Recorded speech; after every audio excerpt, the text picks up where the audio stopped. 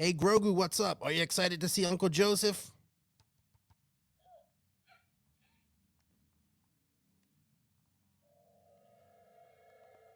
I take that as a yes.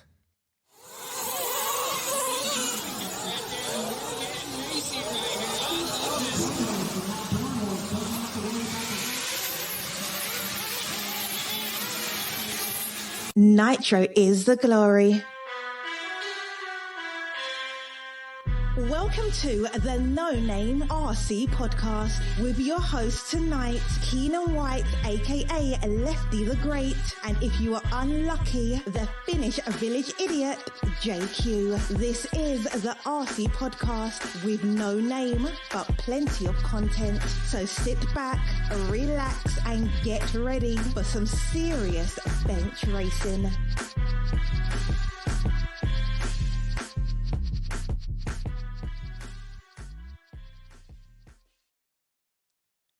Yes, indeed, Nitro's the glory, but E-Buggy pays the bills. What's going on, everybody?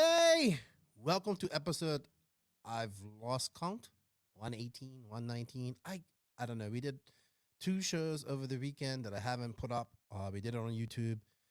I'm a little, I'm still kind of DNC hungover. I didn't even go to DNC and I'm hungover. What's up, everybody? Welcome to the No Name RC podcast. I'm your host, Keenan White, aka Lefty the Great, and joining me later on is everybody's favorite Finnish idiot, Beak Beak. We got a lot of stuff to talk about today. We had DNC go on and all that stuff, so we got to talk about that. No guest. Well, we do have a guest, special guest.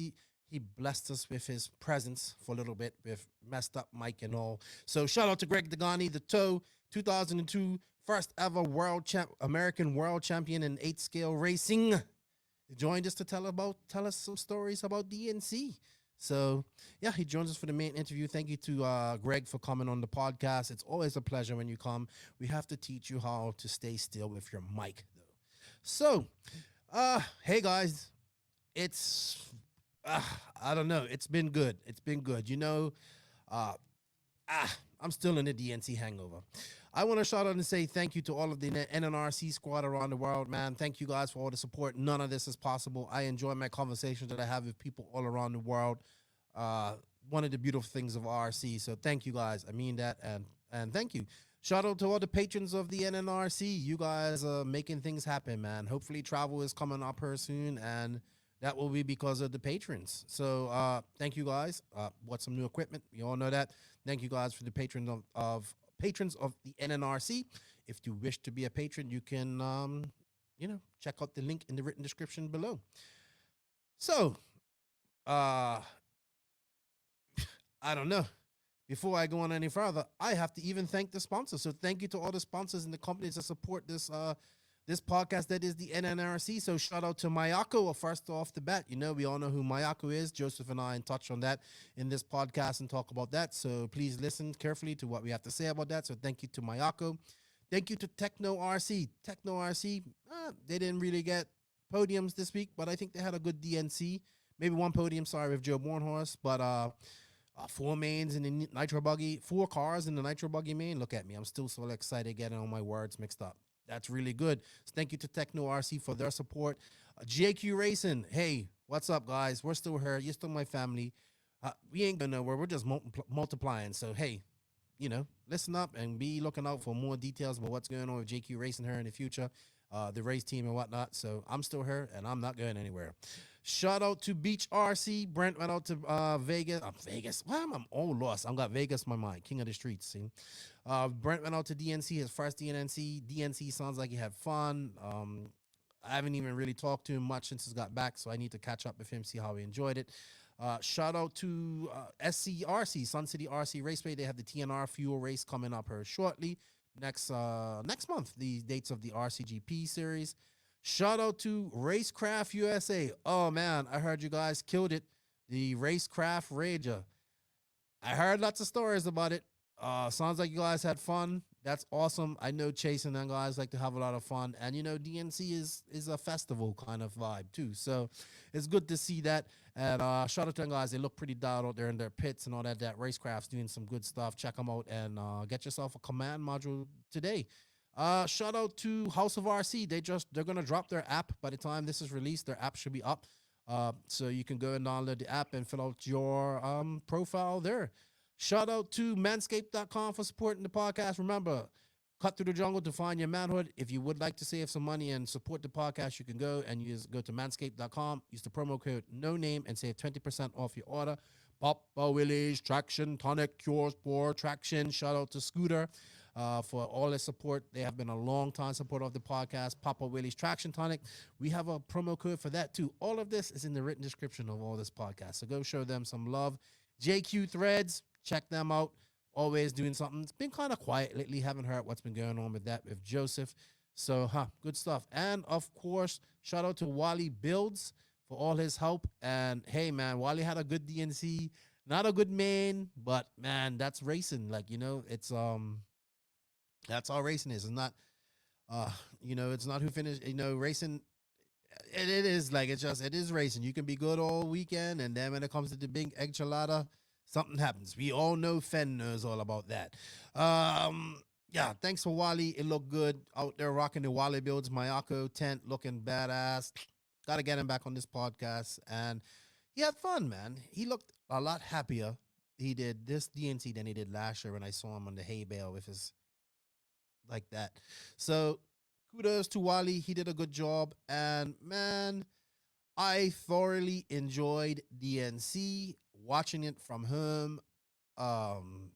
Man, I enjoyed this race, and we're gonna talk about a lot about this race in this podcast, and we're probably gonna piss a lot of people off with our thoughts and stuff like that. As much as I enjoyed this race, and I wish I was there. Really, I do wish I was there. There are a lot of things that that we have to talk about that happened at this race. But otherwise than that, it looked like, nothing major. But there are some things that we kind of have to take into consideration. And I may get a little bit emotional in this podcast. So, but it is what it is, man. I'm emotional about RC, and I want it to be as best as it can be. And this is one of the best races in RC. This is supposed to be one of the biggest races in RC. And kudos to the DNC crew and the Thunder Alley crew, because I think they did a good job. The track was good, except for that drop-off feature, which I really hated, which could have been improved. But I think otherwise the track was really good, and I think Andrew and his crew did a really good job of, I've worked alongside Andrew, not alongside, but I've seen how much work they put into their races. So I'm sure he was happy to to relax on Monday morning. And yeah, Joey, 22 years, man, put it on this race. This has become such an iconic race in our industry, and one of the longest running Nitro races there is out there. It's been 22 years. Congratulations, Jay Smoker. He got an award for perfect attendance of the DNC. And you know what? I gotta give some shout outs to Live RC, because I always give them some crap, and I say this later on in the podcast as well, but I always give them some crap, and I have for many years. I've been a subscriber to Live RC since 2008, and man, I have to say I was very impressed with the coverage and the new features they're adding. Yes, it wasn't perfect, but they'll work it out. If they go to PNB, they'll do some interesting things, and I know Brandon Rohde is trying hard, and I want to shout out to those guys. Live RC, Brandon Rohde, Tyler Hooks, Scotty Ernst. Well, you guys did a great job, and thank you for bringing us DNC and making it better. I wouldn't have been able to enjoy it without you guys, so big shout out to them. And man, it looked like an awesome time. Wow. It kind of is like that vibe. Like, I look at that and I'm like, I probably missed one of the better DNCs. My first DNC was in Arizona. Then Paris is just a little different. It's nice, but it's just a little different. But this looked and felt like a DNC, a real DNC. And hey, Nitro's the glory in the West Coast, man. So many Nitro buggy entries. I can't believe it. I'm so used to seeing e-buggy nothing against e-buggy, but I'm so used to seeing e-buggy outnumbering Nitro nowadays, that it's good to see that the West Coast loves the Nitro and they like to burn it. So yeah, good stuff. Also, man, I got a shout out to the new Jay Smoker Jr., which is Spin Radical. Congratulations on making your A main and all that type of stuff. Good job. Congratulations to Frankie Contreras, Davey Bata, and Buddy, man. I talk about these guys later on this podcast, but I have to say it in intro. Congratulations. It's so good to see all under 16, I believe. Nitro buggy podium and little Frankie, man. He swept the NC. What an awesome thing to see the youth doing good things in RC, because they are the future and we need to encourage them. So yeah, the youth are the future, not us old farts. Yeah, I just a lot to talk about. We have questions. I don't have any Manscaped news or nothing like that. I just, me and Joseph just kind of got on. We started recording, and then we had Greg come on, and then we go all over the place on this podcast. But it's also been a while since I've had Joseph here recording, so it was good to catch up with him, and we talked about Mayako and all that type of stuff. So I guess what I'm gonna say is like, hey, enjoy the podcast. We go right into the Beach RC questions, and I want to say thank you once again, to everybody for all the support. We can't do without you. And remember, when we talk on this podcast, we're not trying to throw people under the bus. We're just trying to show you that things can be better. We offer solutions and all that stuff. We're not. I think DNC is awesome. I think it can be better, and I think it can be used to promote RC to the masses if we do it properly. So, with all of that said, I think it's time to go into the Beach RC Q&A.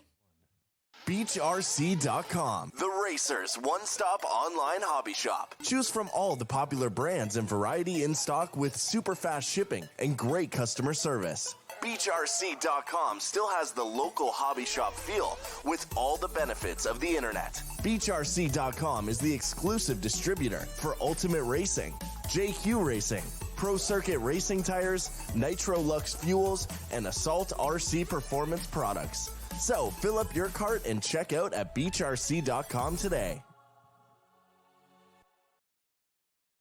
Yes, thank you Beach RC for sponsoring the Beach RC Bench Racing Q&A.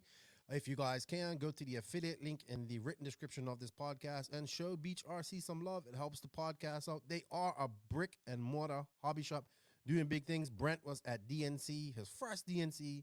He had a blast. I hope you guys were able to pick up some NNRC decals from him. If not, maybe Wally might have left them with Wally. I don't know. You'll see what happens. I'll find out. So maybe Wally might have some decals as well. All right, JQ, we got some questions. As you knew we would. We'd have some questions this week.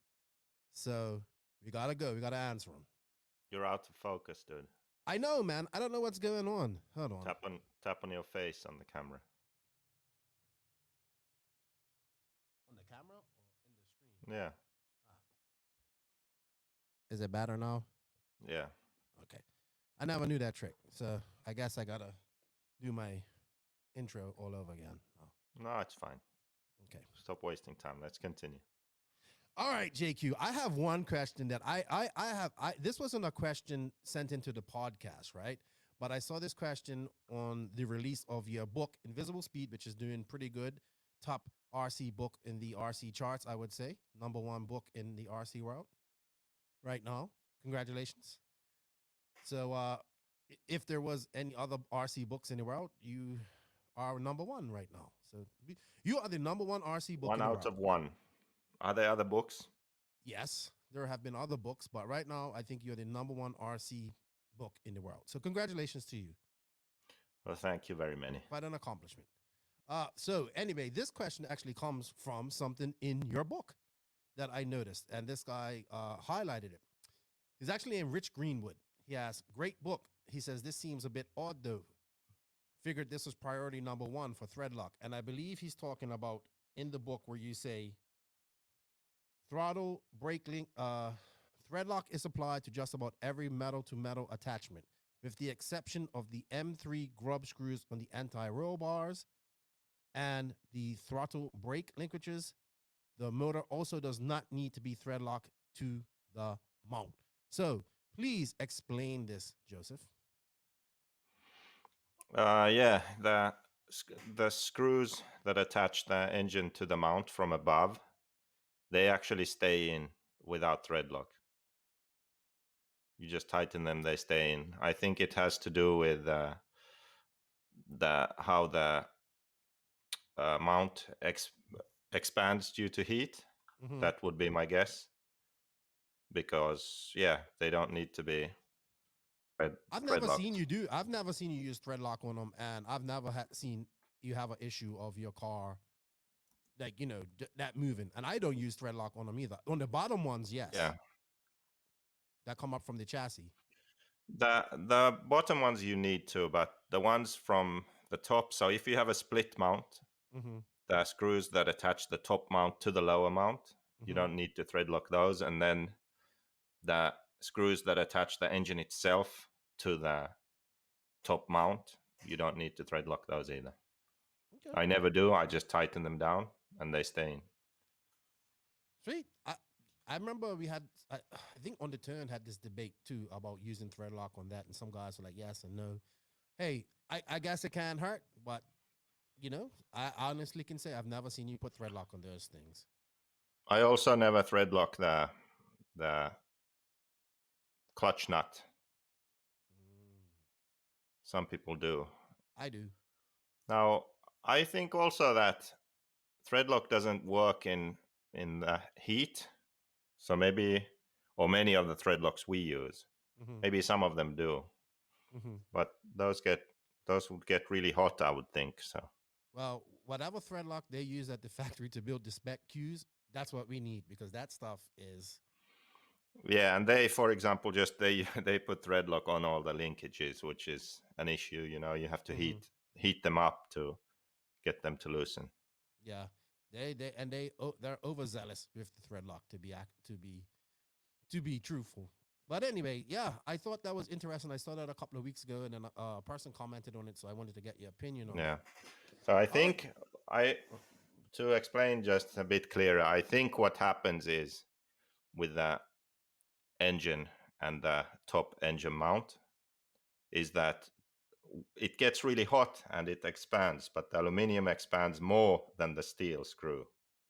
So I think that's the reason why they stay in.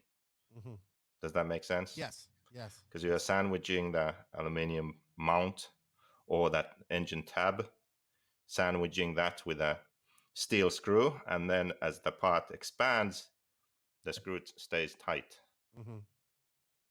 Yeah. That's my reasoning for it. But yeah. There you go. Never use thread lock there. There's the physics on it. All right. From my buddy Justin Huglin and fellow Star Wars nerd like myself. Okay, so no crazy questions this like last time, but here goes nothing. You called out a lot of young talent leading up to DNC and expected big things from them. There was some solid success from a few of them. What do you think of their performances, and would they have performed as well if the international folks could have shown up? So, yeah, I think let's see. That's actually, I should have probably had the main up here, because I don't remember who was in the main now. But I would say Tyler Jones definitely impressed me. Out of all the young Midwest guys that were there, I mean, he made the Nitro final as well. First time ever at DNC. He did have some issues. I felt so bad for him, and he smacked that hay bale in Truggy. And then in E-Buggy, he was fast, but he blew out. And but that's how it goes. I think Tyler Jones is the truth. I think he has the speed to do it, and I think he's really on the way. I think out of all those guys, Tyler Jones impressed me. But I don't even want to talk about the Midwest guys. I think the most impressive guy for me is Tanner Denny. Like, I did not expect Tanner Denny to be as good as he was, especially when he went out there and he came second in qualifying. I was surprised that he was that fast. Yeah, he was probably the biggest surprise. All right. And who, well, I mean, I'm not surprised Wiggins is there. Wiggins is constantly making A-mains, stuff like that. Spencer Rivkin had his best DNC in a long time, too. So, yeah, we're going to talk more about this in our little DNC recap. But, yeah, who wouldn't have been there? CJ Jellin hasn't really been active in RC racing as far as I can tell. And, he had a strong showing. And I would say the Fuller, I believe Mason made the B main, I believe. Ashton, man, hey, I'll tell you, I'm so pumped for Ashton. Like, even though He doesn't drive a JQ anymore, but he does. He drives TLR. Sorry, he came second in e-buggy, and I think he made top 5 in Nitro buggy. So I'm really pumped for Ashton because he used to be a JQ driver, and I like Ashton a lot. So I'm happy to see him do well at these races, but little Frankie too. But we'll talk about him in a minute. But if the Euros were under, I think we wouldn't have seen. I think Baltai would have been in the C main. So, I guess the better question is, out of Europe, who do you think would have been in that A main, Joseph? Well, I think Ronnefalk would have been. I think Ronnefalk would have maybe. See, I would compare Ronnefalk to how Cole did, and he's usually way faster than Cole. And then Mayfield, yes, he won by 10 seconds or so. Yeah, wasn't it? Yeah, but and he said and he said in his interview also the car wasn't good or the car was hard to drive or something to that effect. So I think definitely Ronnefalk could have been there battling Mayfield or even ahead. And I think other drivers who would make the main are the normal ones. Yeah, I like think Barufalo would have been there. Ongaro would have made Ongaro. Barufalo, and I don't know, man. That'd be a toss-up between like Yao, Boots. I think Boots could have been in there too. Yao, Boots, and people say Savoya, but I think Savoya wouldn't have been in there. Man, if they would have come, man, could you imagine how stacked that B main would have been? Yeah, I just hope that now after COVID that we could sort of figure out what races we go to and try and get all the top guys to race together. Yes. More. I agree with you. It would really be nice. Even this, like DNC, first big race of the year. Imagine all the top Europeans go. Maybe from Asia too, McBride. Who else? Get them over there and really have a sort of really stacked field. Yes. It just makes it that much more special. Right. So that's what I would like to see. Yeah, speaking of Australia, we always talk about Colin McBride, but I want to see Alex Bernardzik come and race more, and I definitely want to see the Thylacine come and race some more. Yeah. So, like, we always talk about Colin McBride, but there's other fast guys, in like Alex is super fast, and I would say Aaron's right now probably the third fastest guy in Australia. So, but he also doesn't race against those guys on a regular basis or anything too. So would be interesting to see. Hopefully this is the allure of DNC. Ken Spencer asks, why did everybody in the Midwest jump on the HB bandwagon? Well, I think that the HB car works good there, and it works good on the East Coast tracks, and maybe good deals too. Yeah, they were handing out some really good deals, man. I'm sorry, we've handed out sponsorships like candy, but so were they.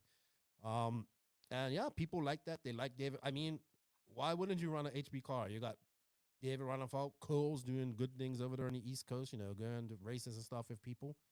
So yeah, I know why HB is growing. I didn't realize HB is so big in SoCal. Wow. A lot of HB guys there in SoCal. Well, that's from Tyler Braun and Herzig and all those guys, so all good stuff. That's one thing I noticed actually on the results. I was surprised that a few people who I expected to be higher up were surprisingly far down. I mean, Tessman is obvious. We don't know what's going on there. B-main and wasn't even in a bump spot when he flamed out, by the way. I called that too. Not that he would be in the B, but that he would flame out. But then others like Ryan Pavidis, C-main, Anthony Westergaard, C-main. Mm-hmm. Steve Harris, he was, a couple of years ago, he was battling Mayfield for the win at some race at Thunder Rally. So he's fast, or he was fast, right? And he's what is that, D-main? Yeah, but 31st. To be fair, Carlos Arredondo, also local racer. You would think he's higher than 32nd. Yes. And yeah, then we have Herzig and Camden Lime. Lime was 41st. Yeah. Out of 45. So, I mean, what's going on there? Not the kind of results that we would expect. Where did Spencer Heckert finish? He was in the B main also, 18th. So low down in the B. Yeah. Well, I would say that he hasn't really. I mean, he just got the S Works. He's only did SIC and this. I wasn't expecting him to, you know, set it on fire. He still needs to get some time if under that car. So yeah, it's interesting to see. It's like these guys like and Carlos Arredondo and Kirkman, even Kirkman. Kirkman didn't have usually Kirkman is there, like, you know what I'm saying, or close in the B and all that type of stuff, and he wasn't there. And yeah, Westergaard too, to come to think of it. So well, I think what it was, only 12 people too. You got to remember that. Only 12 people in the mains. So, normally there's what, 15 or more? Yeah, that's normal. Now it was 12. Yeah. So that was a big factor. But man, there would have been a lot of long lips if the Europeans had come. That's all I got to say. Europe versus America. Lucas Livingston. Not sure if you saw the video of the guy getting hit in the crossover jump at DNC. What are your thoughts about the jump? Well. I actually was in the Patreon Facebook group. I posed this question in the group, and we had a lot of mixed different responses. I know the guy who got hit personally, so I was messaging him after the incident and all that type of stuff. Like, I saw like what happened. His forehead swelled up, and he's like got black eyes and all that stuff. And then I talked to him Monday or Tuesday, yesterday, I think, and I wanted to check on him, and he said, I'm fine, Keenan. My hearing's a little messed up. I think this guy had a concussion, to be honest. You know what I mean?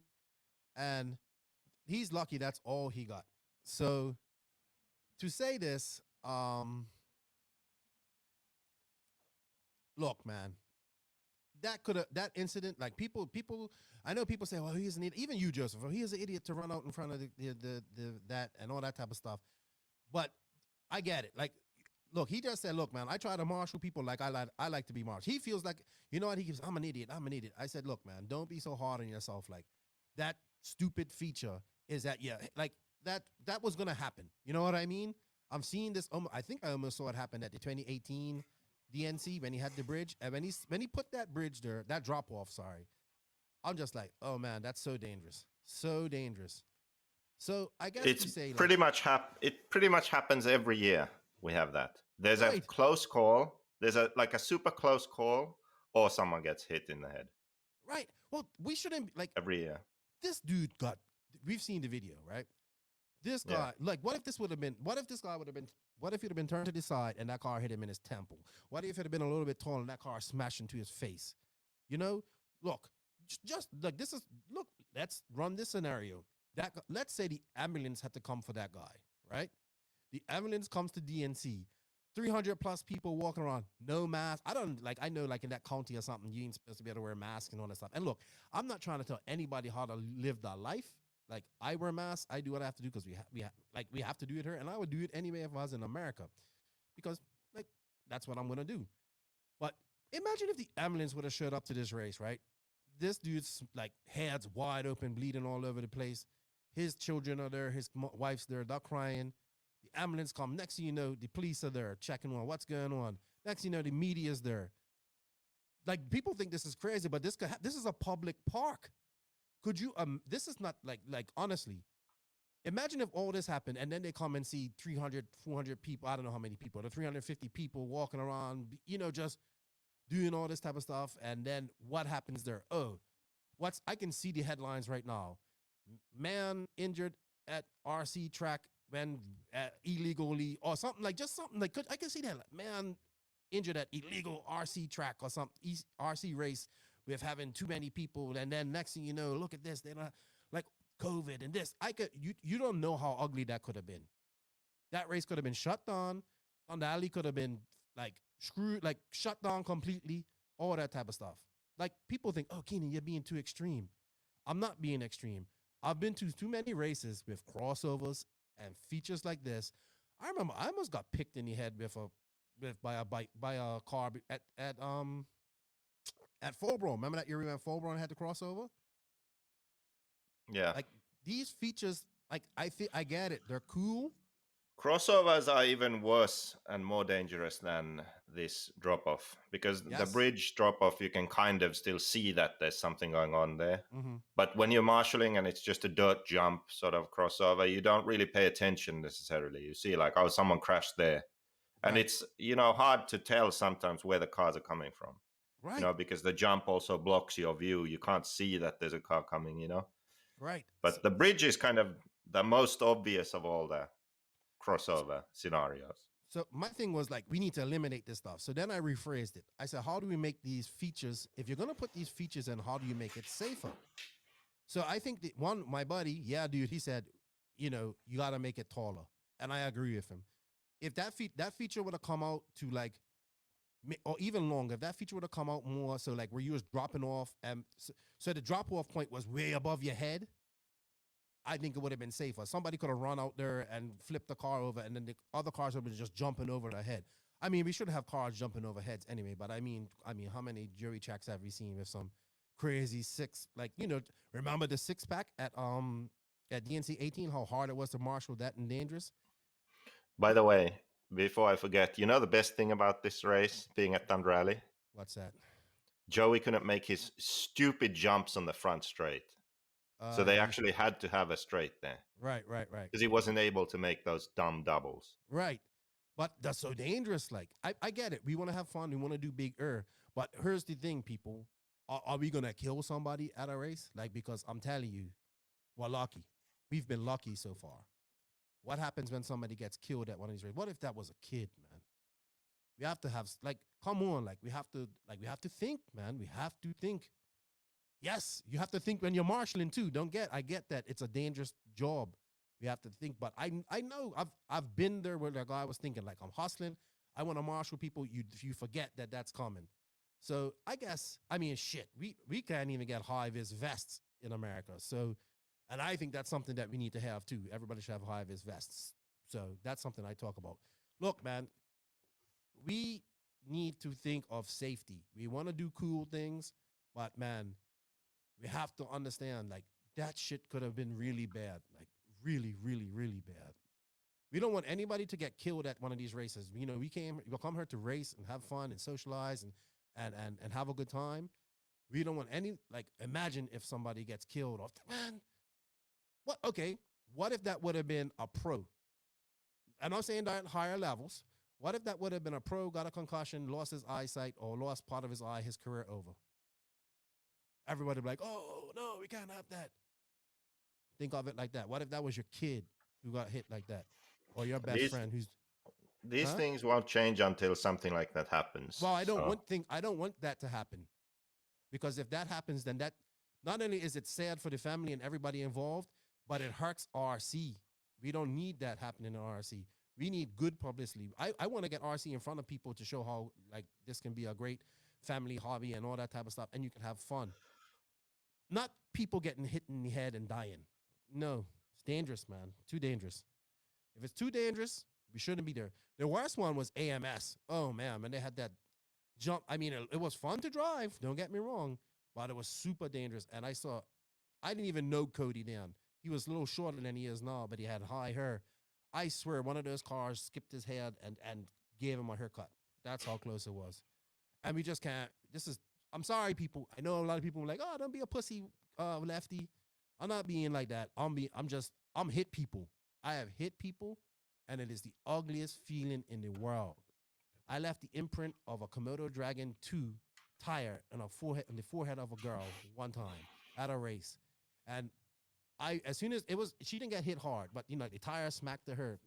I lost control of my car in there, and I went over the fence, and she was taking pictures, and it smacked her right here. And left a perfect imprint. I laugh now, but it left a perfect imprint of the tire that I was running in her head. And all weekend, my first big race ever, all weekend, guys, did you see that girl with the Komodo Dragon tire print in her head? Wow. And I'll be like, yeah, I did that. And I felt bad. And I think I broke a lady's ankle once too, to be honest. One of our big races in Bermuda, she's the hobby shop guy's wife. And she was like filming on the side of the track. And I kind of went off the side of the track during one of my qualifiers. And I just pinned it. Like, how you pin it along the straightaway, like if you're on the other side of the pipe. And so I'm pinning it down there, and she's right next to the pipe, right? And then I just took her right out, man. This is with a 10-pound hyper, often a 9.5 back in the day, or whatever they were called, too. This is one of these 8-pound little things, and I was tuning.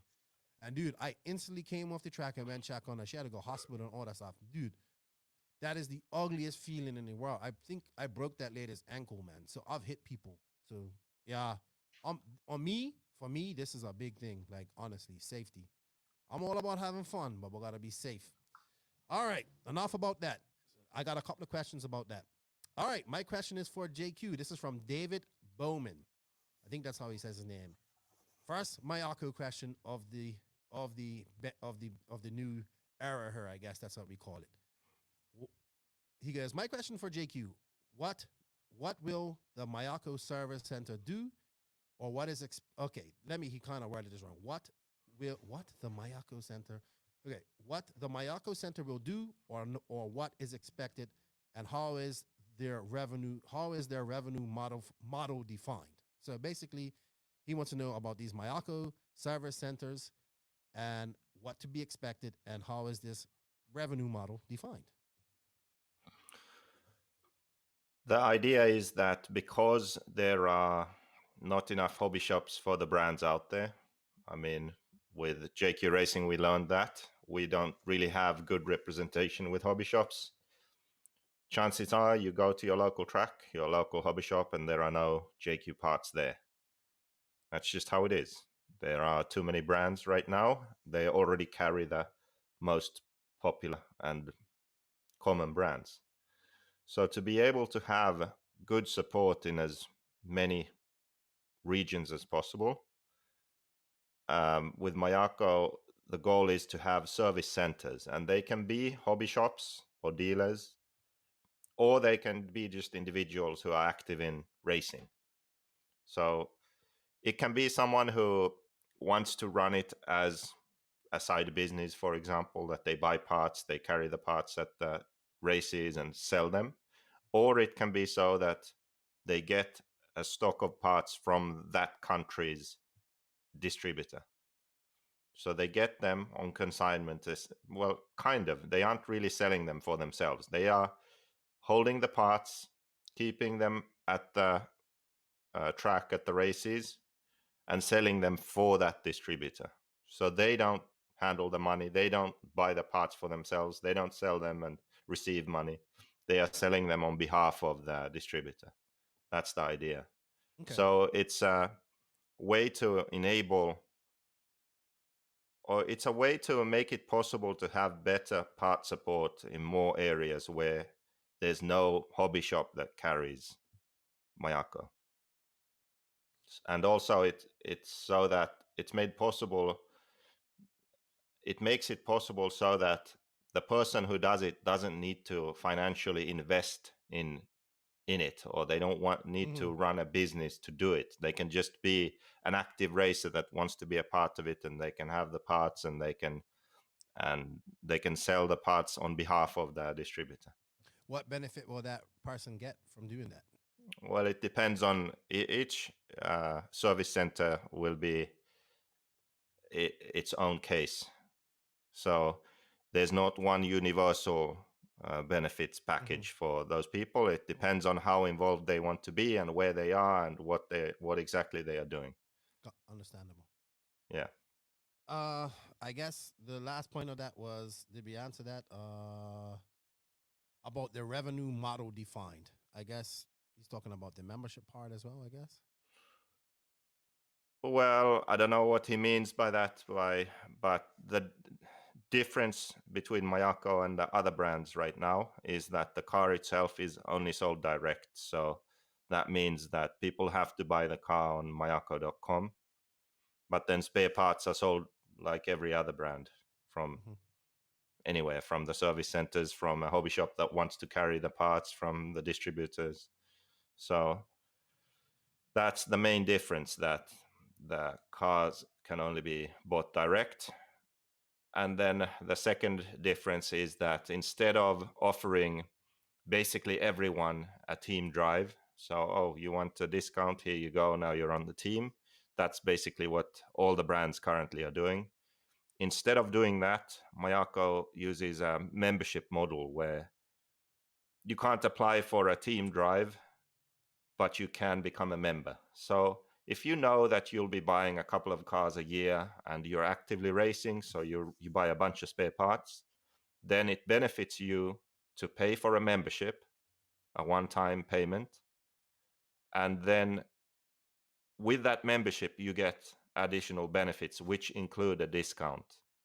So a discount on kits and discount on parts. So all of these things will be explained in more detail by Mayako in the coming weeks.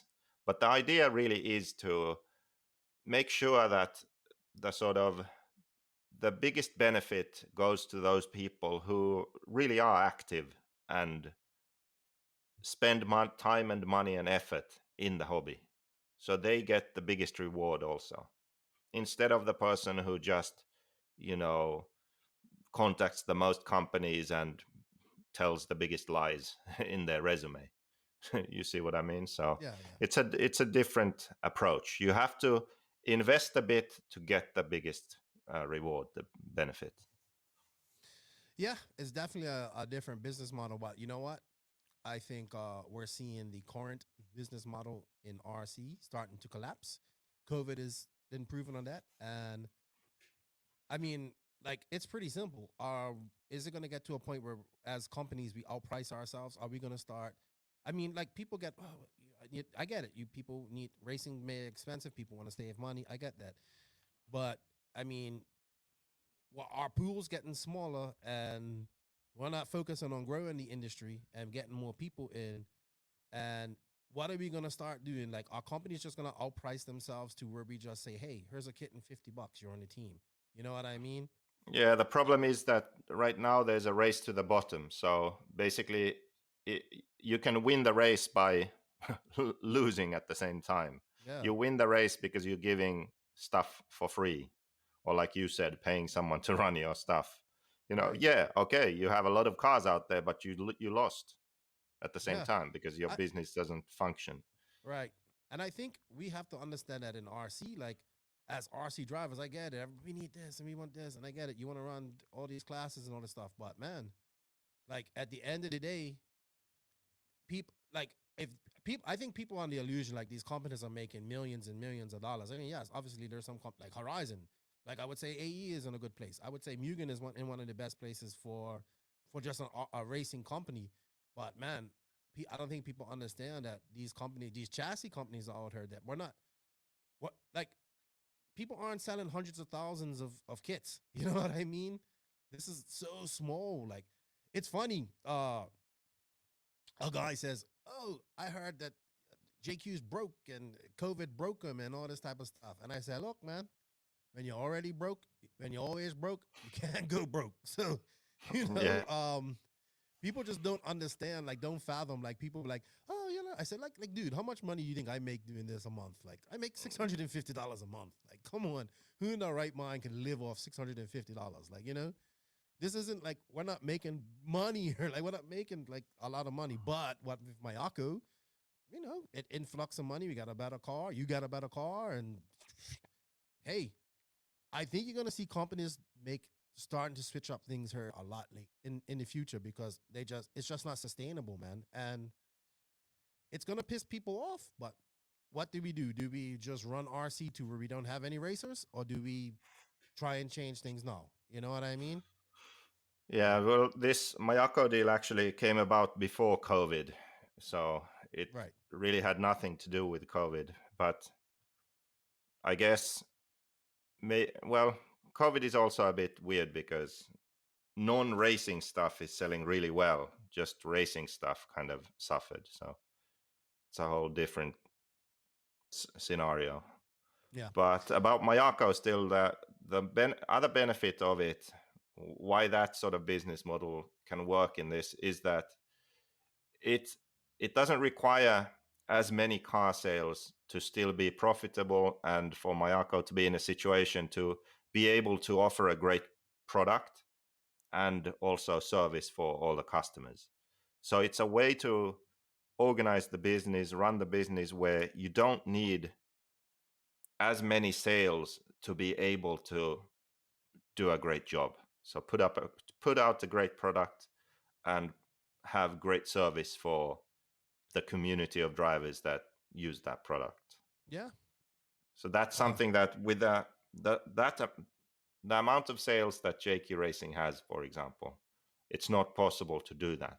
Mm-hmm. If Mayako had the exact same amount of sales with the way the business is built up, it is possible to do that. And it would be possible to have a top pro driver 2022. Yeah. So I'm excited to see how it all works out. Yeah, I'm just excited to see this car. I haven't seen it yet, so you can see a bit of the wing here. Sort of, you see a bit of orange there. That's the wing. I'm so excited about wings. Yeah, but it's attached to the car. The car is also here. You just I can't see the car, you idiot. So it doesn't make it. I see the tip of a wing. Yeah, it's here. Trust me. That helps me do nothing. That helps me see nothing. People, honestly, he has not showed me this car. I haven't shown anyone. He has not shown me this car yet. I've seen snippets, but he has not shown me this car yet. He won't even tell me what's innovative on it. You know what? I am being completely honest here. I haven't sent anyone a picture of it. I've seen pictures of it. I have my spies. No, there are no pictures of this. No, I have pictures, never sent. No, off the with no body on it. I haven't seen that. I haven't seen anything. I'm just seeing like little snippets. You know, this is that, like parts and stuff like that. Don't worry. Yeah. I have my spies on you. I'm always watching, Joseph. Always watching. Remember that. All right.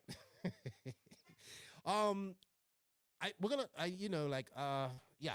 I know we're gonna have a lot more questions about Mayako over the time, and I think the biggest question I get is, well, JQ Racing, when you're live, I love it. People run with things. So basically, in your live, you said JQ Racing will be done as a car brand. Everybody does run with that. See, he said JQ Racing will be done. See, he said it from the horse's mouth. I even had to explain to it. It's like, people, well, how will you be a race team without a car? I said, we'll have a car. It'd be the Mayako. But it's not a JQ car. I'm like, no, it's not. It is a JQ car. It's designed by you because you are the designer. It's what you would have had. If this would have been JQ Racing, this is what you would have designed. You know what I mean? So that's what I try to explain to people. And they kind of get it. Like when I say, hey, just like Wally Builds is Wally Builds Mayako. Well, we become JQ Racing Mayako eventually, when we get cars and all that type of stuff. I'm excited. I'm super excited. At first I was little, but I'm excited. I'm excited for this. And for change to happen, change actually has to happen. I say this over and over again, so I have to eat my own words and believe that too. All right. Okay, let's get on to some questions. We kind of beat the horse with that one. I want from Connie Swenson, House of RC. People, do not forget to go to House of RC and sign up your and get your profile going, because it's some good stuff. I want your view on the different brands and how they were represented both on the track and in the pits. Tekno was the best represented brand in the A-mains, but didn't have any podiums except Bornhorst. S-Works and Agama didn't have any drivers in the pro A-mains at all. Comments. Well, I think there was only one Agama driver there, and that was Steve Harris. So he was kind of there on his own. That's it. Like, if you only have one driver, I don't know who was in the open classes and stuff like that. One driver there on his own, it's going to be hard. S-Works had Tim, and they had Camden, and they had Spencer. I can't say nothing about Spencer. He's just got in the car. He's been driving a C-Hub car all this time, HB, switching over to balls. I'm sure there's an adjustment that he has to go through there. You know what I mean? So give it some time. I wasn't expecting fire out of S-Works anyway at DNC. Just no boot. Like, had not had boots and all that stuff came over her. Yes, different. But they'll get it. S-Works will get that stuff. S-Works is coming together. Tim Lime's starting to do things, and that's good to see. He did give me a lot of shit over my video about Cavallari, and he still gives it to me, even all the time. So they will get that stuff. What did you say there? I said that Cavallari will now win a Worlds, right? And I didn't mean it as a diss to S-Works or anything. I was just talking about the support that Cavallari will have. But, but He's not off to the greatest start. he is not, unfortunately. So it looks like but you know what? I have faith. But my faith is kind of dwindling in one driver at this moment. But we'll talk about that a little later. Oh my God. All right, next question. Oh, well, he also asked. All right, so I would say, like, if you went to we weren't at this race, so I didn't see the pits and all that stuff, but I can imagine what happened. Tekno had their big pits. TLR had their big pits. Definitely Tekno. I would say Tekno, TLR, HB. Associated. Excuse me? Team Associated. Yeah, they probably had Team Associated had a giant pits there as well. They were the big guys there this year. Always the big guys. So how many JQ drivers there, do you know? It was, let's see, it was Greg, Axel, Dylan was there. Well, people driving JQRs, Dylan, Chris, Shelby, Wally was driving a JQ car. I say it was about 7 JQ guys there. It wasn't many. The least amount of JQ guys in the last 3 years. Let's just say that we weren't there. There was no tents. We couldn't go there. We tried to get Greg to go down and get a tent. He wouldn't do it. So this is working with Degani. So I'm not driving 4 hours to get a tent. Then the thing about it, he complained about, man, the sun was out on Saturday. I didn't even have a tent. I said, that's your fault. You could have went and got the JQ tent and set it up.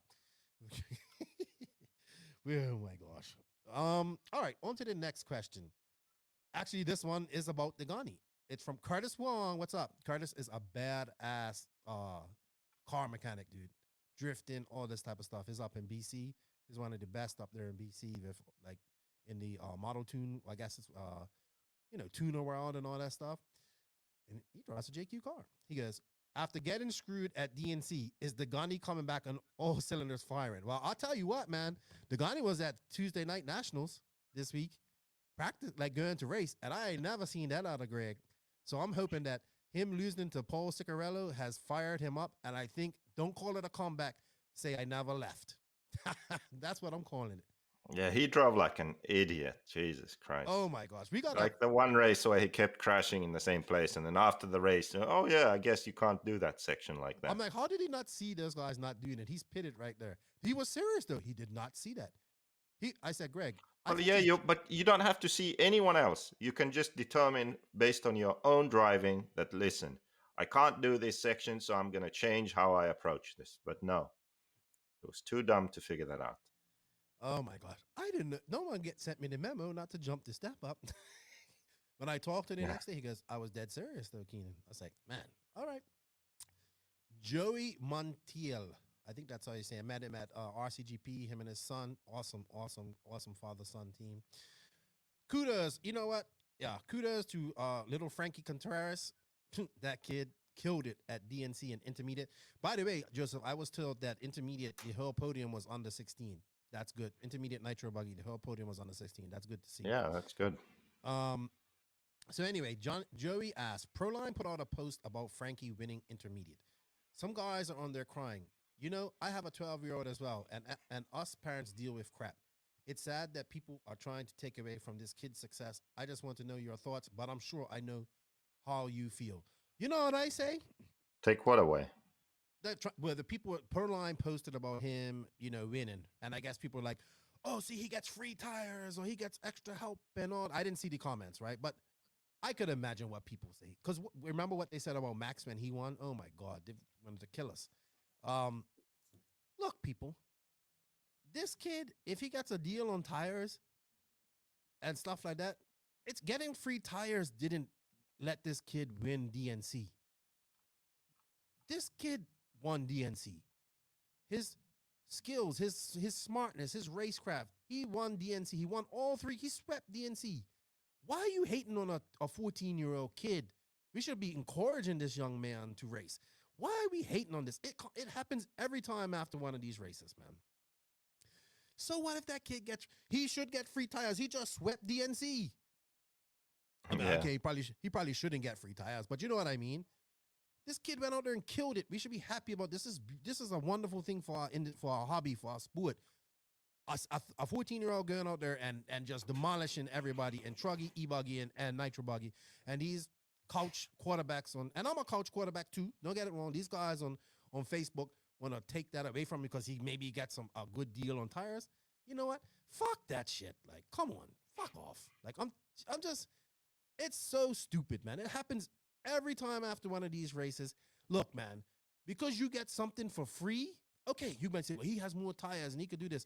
Man, if you're at DNC and you ain't got new tires on your car and they main, that's your fault because, or whatever. You know what I mean? That's not because if you're going to DNC, you're spending money anyway because it's a long race. Come on, people. This is a young 14-year-old kid who just swept DNC. We just had a DNC Nitro Buggy podium of all under 16 drivers. That is a damn good thing, and it gives me hope that maybe RC ain't gonna die sometime.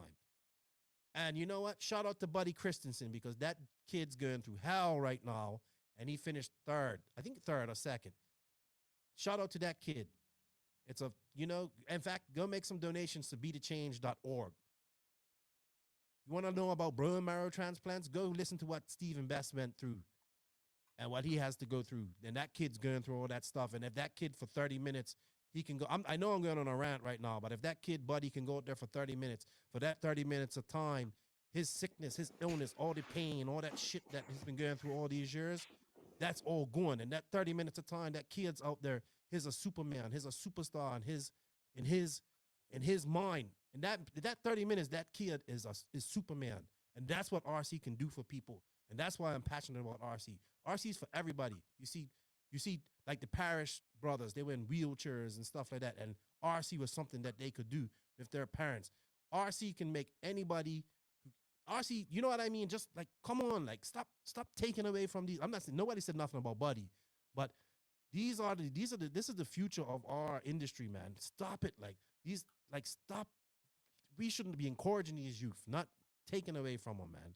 It just reminds me of when Max won and everybody's like, he's 100%. He's this kid this Max been to America once, comes over to America, never raced on anything like DNC in his life, kills it in DNC, and everybody wants to take it away from him because fuck all that shit, man. All that sponsorship bullshit and sponsorship does not equate to talent level. Oh my, this turned into a rant session, didn't it?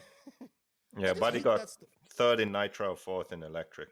Yeah, and he did Truggy. Who was that? Buddy? Buddy Christian. Yeah, but they're not talking about Buddy. They're talking about Frankie.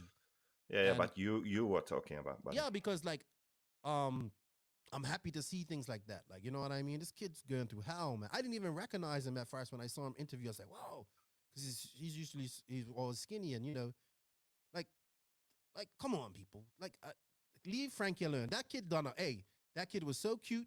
He did great interviews afterwards. He was wearing his mask too. Everything so come on, leave that kid alone and let him enjoy his DNC sweep. It doesn't matter if that kid gets a better deal on tires than somebody or gets free tires. Free tires didn't allow that kid to sweep DNC. That kid's hard work, talent, and work and racecraft won him DNC. Simple as that. Fuck, man. It always happens, man. I get tired of that shit, man. Seriously. Tired of that shit. Yeah, man. Like we need to encourage the youth, not beat them down, man. It's rare. Because if that was my son, I'll be pissed off. Like, you know what I mean? And I always talk to a lot of fathers and they tell me the same thing about the attitude to their children at these races. They don't like it. So come on. We got to make it RC for the youth because they're going to take it to the next level because all us old farts are going to be out of her soon. Ain't got much time. Once you hit 40, it's all downhill after that. Dan Thomas, trick question. Why is JQ such an asshat? I said, I think you was dropped when you was a baby. Maybe a little bit of umbilical cord strangulation too. I think I just have a big chip on my shoulder. I have a big chip on my shoulder and I really hate any kind of injustice, big or small. It really pisses me off. Yeah, that's cool. You're entitled to your opinion. Yep. Okay. All right, Kyle, we talked about the drop off first. Okay, Kyle Predamore, AE fanboy. First, I do understand how being a sponsor driver has changed, and the perception is everyone is sponsored and it has the potential of killing hobby shops. I feel it is an evolution to what it once was, from just like swinging from brick and mortar to online purchases. That's true because online purchases are hurting hobby shops more than anything. I know people don't understand why I get the support I do when I don't have the results on the track that I should, but there are other aspects to getting support in this day and age. I can talk about every single one of my sponsors and why I get the help I get. So if I had a question about it, is do you feel that this negativity of everyone being sponsored will dissolve? Much love. You know what, AE fanboy, Kyle Pradmore, I would love to have guys like you on my team. I don't care if you come last. You represent your sponsors well. And I know because I watch this guy. This guy's awesome. He loves RC. He does a good job of doing that.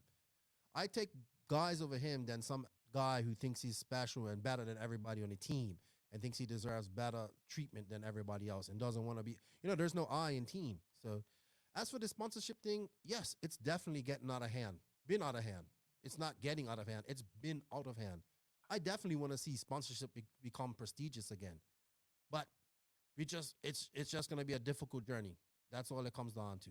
But I think if you work hard, you have to be a brand ambassador. Let's put it that way. You are a brand ambassador. There's people that get sponsored just for being fast, and then you have brand ambassadors that got sponsored for that. I like that term better. Let's start using that. All right, Joseph. Colin Branch. Colin Branch has a big week this week. We have the King of the Streets race coming up, $23,000 on the line. Colin has Tim Smith on his team. The McLaren ESC has been killing it out there, selling a lot of units. They've blown up the no prep drag world. So congratulations to you, Colin.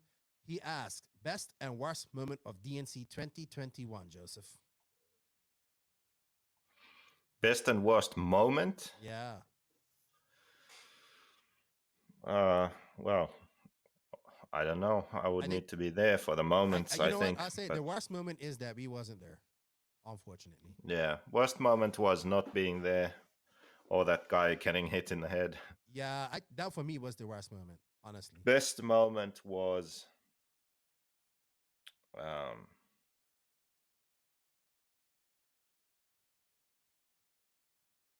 well, honestly, I don't know. The other worst moment for me was watching Fenn being so fast in the Pro A-Main and just fending himself over and over and over again. I just sat there like... I called that. He came back so many times, and then I knew when he flipped under the bridge the last time, that was it. He wasn't going to come back after that. Yeah, I would say, look, man, worst moment for me was that guy getting hit in his head. I really didn't like that. Also, I would say the unfair and biased BS that went on with like cutting tracks and people hitting each other and no stop and go penalties called. But we're going to talk about that later. Best moment for me, man. You know what, man? I'll tell you what the best moment for me is. And you guys are going to get all like I'm an idiot and all that type of stuff. The best moment for me was to see that RC. The best moment for me is just that to see like this DNC kind of looked like what it would be at Arizona. The last 2 years of DNC, that kind of been meh. You know what I mean? I think Paris is obviously a better location, but it's meh. You know what I mean? It just you can even say, Joseph, for the last 2 years, it just hasn't felt like a DNC. When we went. Yeah, I agree. I think the best moment, like, and it's a social thing because, like you said, Joseph, if you're into socializing and racing RC cars, DNC is the race for you. If you're into just racing RC cars, it's not. I think it's good to see the social aspect of that. I mean, that's a big thing that I enjoy about RC is going and see people. And I just think the vibe of DNC looked like it was a lot better than it has been. Yeah, I think one thing that needs to happen at these Joey races, the big ones, is you need that stadium atmosphere. So you need the hay bales around the track and you need people around the track. And that wasn't really... Well, it could have been possible that they didn't do it that way at Paris. Yeah. So even for Paris, it was actually even hard to find a good spot to watch. you know. Mhm. But at Thunder Alley, you get that sort of stadium atmosphere, and at the Arizona ones, it was the same way. So when the mains roll around, the track is lined with people, and it's just a good atmosphere, you know, for the mains. Yes. Another So positive I would like to say is it being at Thunder Alley. Sorry, I got a cramp in my leg. It being at Thunder Alley benefits Thunder Alley. You know what I mean? Andrew made good money. People were practicing. It keeps his track alive. You know what I mean? That's the good thing about it, too. yeah, So I would take those positives. It's good, and you know what, man? It's a lot of positives. I'm stoked to see an all under 16 nitro bug. Nitro buggy podium, and the biggest positive for me, and people's gonna like, you hate e-buggy. I don't hate e-buggy. Nitro is the glory on the West Coast because whoa, the number of entries in each nitro buggy class and truggy class overshadowed the e-buggy classes, and it's been a while since I've seen that. So that's good to see. That is absolutely good to see because I think nitro is kind of under attack, man. I think it is. I think it is slowly but surely. All right, let's see. All right. So Robert Sarhan, who is another Finnish guy but lives in Canada, he says, please go over the sneak peeks of the new chassis. And he goes, let's get to the real reasons for JQ no longer making a car and turning to being an employee as a designer. I think a lot of people can't understand that, like why you did that. I think you explained it quite well in your live, to be honest. yeah, I would have never started my own company if I could have done this from the start. Yeah. So I think like I think just like yeah, like if you would have, what if you would have like, what if this would have happened 10 years ago? It would have been Mayaku. You know what I mean? We wouldn't be talking about JQ racing. You know what I mean? It yeah, would have been exactly. Mayaku. So, Yeah, excuse me. An employee, yes, you will be, but you are the designer, so like you are the main employee, like you know. I'm an So, employee like Kanai is an employee for exactly, Kyosho. exactly. Trust me. He isn't really an employee of Kyosho, you know, because there's a design company that Kanai owns or work for. I don't know how that works, and they Mhm. are contracted by Kyosho to provide the design for the Kyosho buggies, and this is the same situation. I am I have my own company that I Mhm. am the owner of, and Mayako has contracted my company to be the design company for their buggy.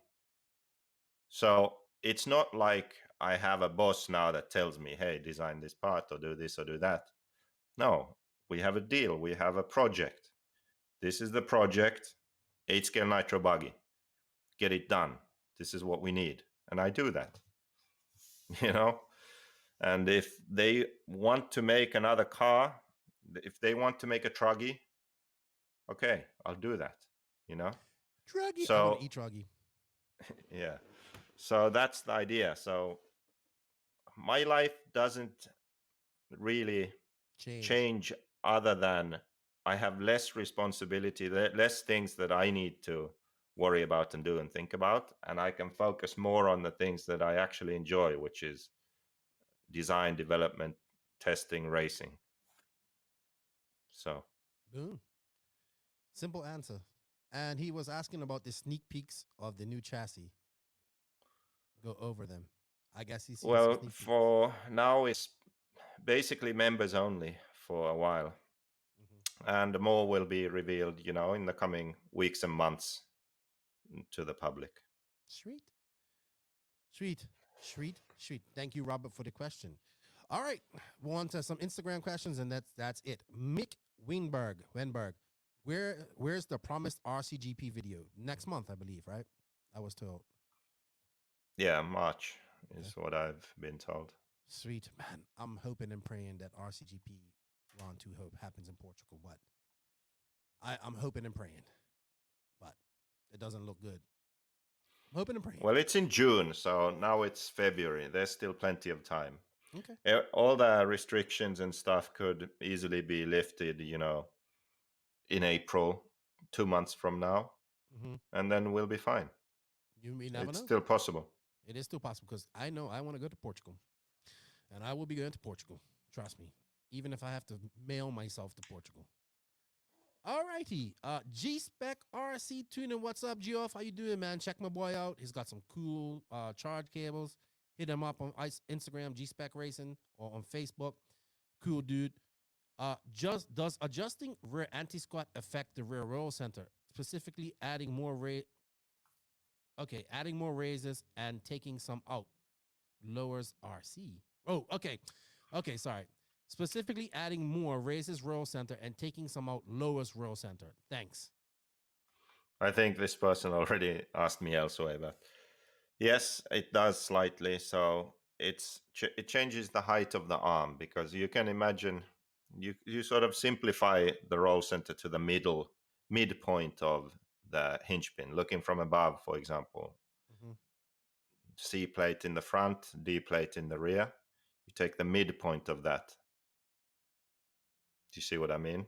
Mm-hmm. So that's, you draw a 2D drawing looking from the rear of the car, but using the midpoint of the hinge pins. And if you add anti-squat, if you raise the C plate up, so if you have 0 anti-squat and you imagine the knuckle is the midpoint of the hinge pin and the hand is my hinge pin, if you raise the C plate, you are raising that midpoint half of what you raise the C plate. So you are raising the rear arm. So you raise the roll center also slightly.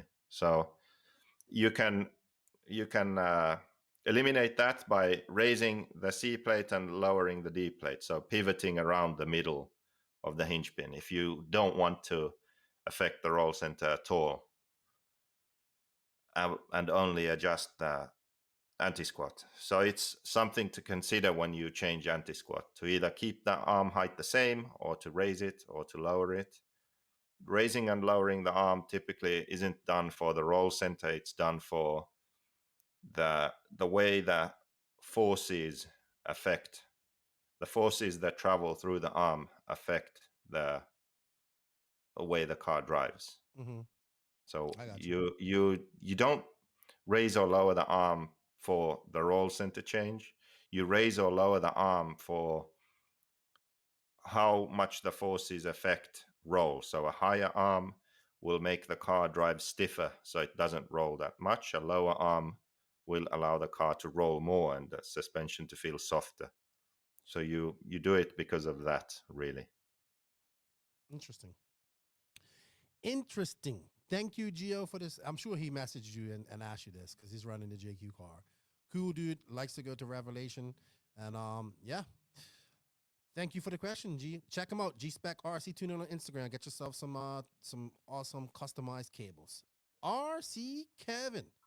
What's up, RC Kevin? I know what this is all about. Why do you think the big names had so many issues? Cracking program, rusty. He's talking about Thai because RC Kevin's from Canada, so he wants to talk about Thai. I was honestly quite surprised. I didn't think he was going to be that bad. No, not that bad. I mean, even if he hasn't been running Nitro now, if he hasn't been able to, I don't know if he has or hasn't. Dude. Still, that is way off what I would expect. I thought lower A main possibly, but not making the A, not qualifying even directly into the A. When has the last time that happened? Oh, I heard the excuses were flying. New car, new engine, new tires. What's new on the car? Seriously. Apparently, it's supposed to be a new car or something. Yeah, I checked. You know what? Actually, that reminds me of something funny. I saw that new X-Ray 2021 release information, which I have to say, X-Ray has the best sort of release material. It just looks the best. That truly is luxury about X-Ray. So all that, presenting the new product, the release material, it's great. Content, maybe not always, but how it looks. Right. But two things I saw there. So one was they use these button head screws. And I remember I used to run X-Ray 2008 before I had my own car. Really? So yeah, 2008. I would strip the button head screws. So I would replace them with the socket head 2.5s. So that's one thing they changed now. So 2008 to 2021. What is that? 13 years? Yeah. 13 years it took. And then another thing was the steering posts weren't keyed into the chassis. Mm. So if you Loctited them, what would happen was you open the post screw and it would snap open, but it would snap so that it starts spinning. So you're turning the screw and the post is turning, but it's still Loctited to the post. Yeah, so so then you you can't have get to it out. hold the post with pliers to try and pry. Oh, it was hell. What a pain in the So ass. now it's so long ago, I can't remember, but I'm pretty sure I did say these things or mention these things at the time. But I just thought it was so funny that these two things, which I'm sure other people have had the same issue as me. I raced it for what, 1 year or 2 years, the car. So these two things, which are like so basic, 13 years later, they fixed them. That was funny to me. Yeah.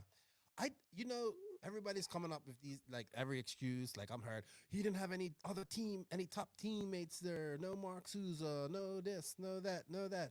I'm like, man, you know what? I think, I know Ty's been in California for about a month and a bit now, or over just over a He month. has? Yeah, Well, he's then been there. there's really no excuse. But here's the thing, Joseph. They should have been. They didn't do JBRL the week before DNC. They didn't do that. You know where they were? They're at Chi-Town doing 10 scale races. Why are you gonna, like, you got the biggest race of the year coming up? You should be at Thunder Alley at the JBRL, don't you think? Yeah. Why are you driving 1,500 miles to Chicago to do some 10 scale race that you know you're gonna win? What's the sense of doing that? You need to be out there practicing Nitro. Who made that decision? What what was that all about? Like, I don't know. This is the true. This is the true test to Ty, Testman, and Gord. This is their test. Especially since they also switched engines. Right. So. You know, Gord is the master, and Testmans get flown over to help Barufalo win. I'm not Barufalo. Help Coelho win, and all this. We had their engine program going 10 minutes OS and having the best tire. Well, it can't be tires because Cole was fast. Cole was fast in hot race tires. So here's your test, Testmans. Can you do it without the quote unquote best in the world? Come on, like, let's just say everybody says the OS is the best engine. We can't argue with that. And you was on Pro Line for all these years, multiple compounds, all this type of stuff. You did well in Truggy. Your engine didn't act up in Truggy. I don't get it, man. Something's off, man. Something's off. And I think there's more to it. Here's what I think. There is going to come a point sooner than later where Ty's going to have to make a decision. Do I go on my own or do I quit RC? And people might be like, what, are you crazy? At some point, a company's going to say, we don't want Gord. We want you. What's going to happen then? Yeah, exactly. Because right now they have to pay both of them, right? Right. The deal is that you have to pay Gord to be a team manager, and then you have to pay Ty to be a driver. Right. And I think that let's be honest. Like, X-Ray hasn't boomed. Like, no offense to Gord, but it's Gord's way or it's the highway. You know what I mean? Everybody knows that. It's Gord's way or the highway.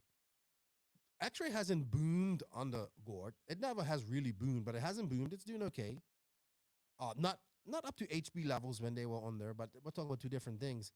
There's going to come a point where having Gord and Ty is just not going to be cost effective for a company. And then what's going to happen there? I would, no offense to Gord and all this, because I want to see what Ty can do without Gord. Like, you know what I mean? I want to see what he can do. Like, yeah, that's what I want to see. And maybe he'll, I don't know, man. I always, like, when you see him, he looks like he's like so, like, tense. Like, he looks old. I looked at Ty, he looks old. I mean, maybe he's not been in his son. He looks old. He doesn't look 27, man. RC has not been good. Like, it's a hard life. I don't know. I couldn't imagine living my life with my parents at the RC track. Maybe that's just me, but I get it. Like, his father's a part of his program. You know what I mean? That's understandable and that's great. But I mean, Ty's not 16 anymore. He's 27 years old. It's a man. It's a grown man. At some point he's gonna have to do this on his own, don't you think? I think so. So it's maybe it was just because his mom wasn't there. No, man. He was come on, stop being stupid. He was just off in qualifying. He didn't break anything. They said the clunk got stuck in the flame out. That's what happened. But Right. it's not. I have nothing against Ty. I want to see him do better. But it's just, I think it's just struggled ever since he switched chassis. I think it's just been a struggle. Yes, he's done well. He's done well, but it just isn't the Ty Tessman dominating HB form that he had. You know, we can both admit that. All right, Josie, that is the end of our questions. We have to go on to your favorite part of the podcast, the Sun City RC thought of the week. Sun City RC Raceway, the home of El Paso's world-famous motocross-inspired 8-scale off-road track. Don't you have video for this? 20 years experience creating one of the premier tracks in the USA. Their world-class facility has everything: handicap accessibility, covered beds, skate starts, space for parking RVs, trailers, and lights for night racing. Follow SCRC on Facebook under Sun City RC Raceway for updates, upcoming races, or host your own race. Woo! Thank you, Sun City RC Raceway, for the support of the Sun City SCRC Thought of the Day. Go check out Joey Showers. Tell him JQ sent you, and he'll get you a discount on an entry, or maybe he'll kick you out. Who knows? But thank you to Shower, Joey, Christian, Corbin, everybody. Christian went to DNC. They got a big race coming up here in March. TNR Fuel race is going there. So kudos to those guys. Really great family, really great facility. And you know what, Joey, JQ really does like you. I think you and Joey really are good friends, Joseph. I don't think you should lie to people. Hey, you and Joey Showers are the best of friends. Let's be honest. You guys like to drink Michelob Ultra together, and you both like to use your middle fingers. You know what I mean? But awesome family. Thank you for the support, SCRC. If you guys in the El Paso area, go check them out. Awesome facility, great track, and see if you can beat Corbin with his control. I bet you can. I bet you can't even do a lap with his control. So this was a question that has been asked and asked and asked since last year. And I got a personal message, and I said, Keenan, I want you to ask this in the podcast, so I'm going to ask it. Drake started running 40 plus at DNC 2020, right? He ran 40 plus. He, that's pissed off a lot of the 40 plus guys, which I get it. So the thought of the week is, and let's put it this way. I just want this to be known. This is not a jab at Drake. This can be any driver that's 40 plus. Let's put it this way. It just happens that Drake is 40 plus, and he's still competitive in the pro A main of RC. Should Adam Drake be allowed to run 40 plus? I don't think that's the question we should be asking. Should Adam Drake be allowed to run two classes with one chassis? So people are going to be a little bit shocked at how I'm going to put this, but this is how it goes. I actually think Drake is allowed to run 40 plus.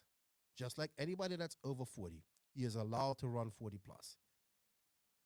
Yes, it's no big, like him going out there and beating everybody by 2 laps. That's no accomplishment. Like, I get it. That's, his racing against like Greg and Saxton and those guys, they're not on Drake's level. You know what I mean? Drake's way faster than those guys at 40. That's not their fault, but Drake is still racing and all that stuff. He can race that. The issue for me isn't really that, to be honest. The issue for me is that he gets 30 minutes extra track time before he goes to his pro A main in Nitro buggy. And if you don't think this has helped him out, you just have to look at the last 2 DNCs. He's had the last 2 DNCs, he's had his best results in Nitro buggy, a 7th and a 5th. This is not unfair to the 40 plus guys. This is unfair to the guys running the pro A main. And unfortunately, like if I was a pro driver, I'd probably protest this. I don't think you'd win it, but I protest it. And let's get this straight. This is not about Drake. So what happens when because I think, let's say, I believe Ryan Mayfield can probably still win on nationals and be competitive at the age of 40, right? So what happens when Ryan Mayfield goes 40? Or you, Joseph, you go 40, right? When you go 40, and I'm not saying you're going to make pro mains. I'm not going to blow your head up like that. But let's just say Ryan Mayfield, I still think will be making top fives in pro Nitro buggy when he's 40, right? What happens when he goes 40 and he gets that extra time? It's not fair to the rest of the drivers. It's similar, like people like, well, what are you talking about, Lefty? Well, it's similar, right, Joseph? At Euros, if you're a youth driver and you make the semifinals, you're not allowed to run the junior final. Correct? Yeah. So we have to, and people would say, well, that rule has to be applied to everybody. What about intermediate? Like Don Vinkelmelder, he runs 40 plus and he runs intermediate. What about Degani? He runs 40 plus and he runs pro buggy, stuff like that. I think we have to kind of differentiate things here. Like in the pro class, we're talking about probably contingency money and stuff like that. Is it fair to the pro guys that Drake gets that extra 30 minutes of practice? And it's not about Drake. It could be anybody that's 40 plus that's in that pro main or in that intermediate main. I don't know.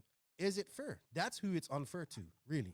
So I feel that if you make the pro main, if you're making the pro main, you shouldn't be allowed to run the 40 plus. Or you have to make a choice. Do you want to win 40 plus or do you want to run pro main? Okay, so I like this topic. I agree with the question and the sort of reason for questioning this and how it benefits the guy running two classes, but I disagree with your conclusion. Okay. In my opinion, this is the same thing as someone in sportsman running intermediate also, which I think they don't allow, right? Right. They don't allow that, right? No. You're only allowed to run one class per chassis, except Exactly. 40 plus. Yeah. Isn't that how the rule is? I believe so. Yeah. So this is the problem.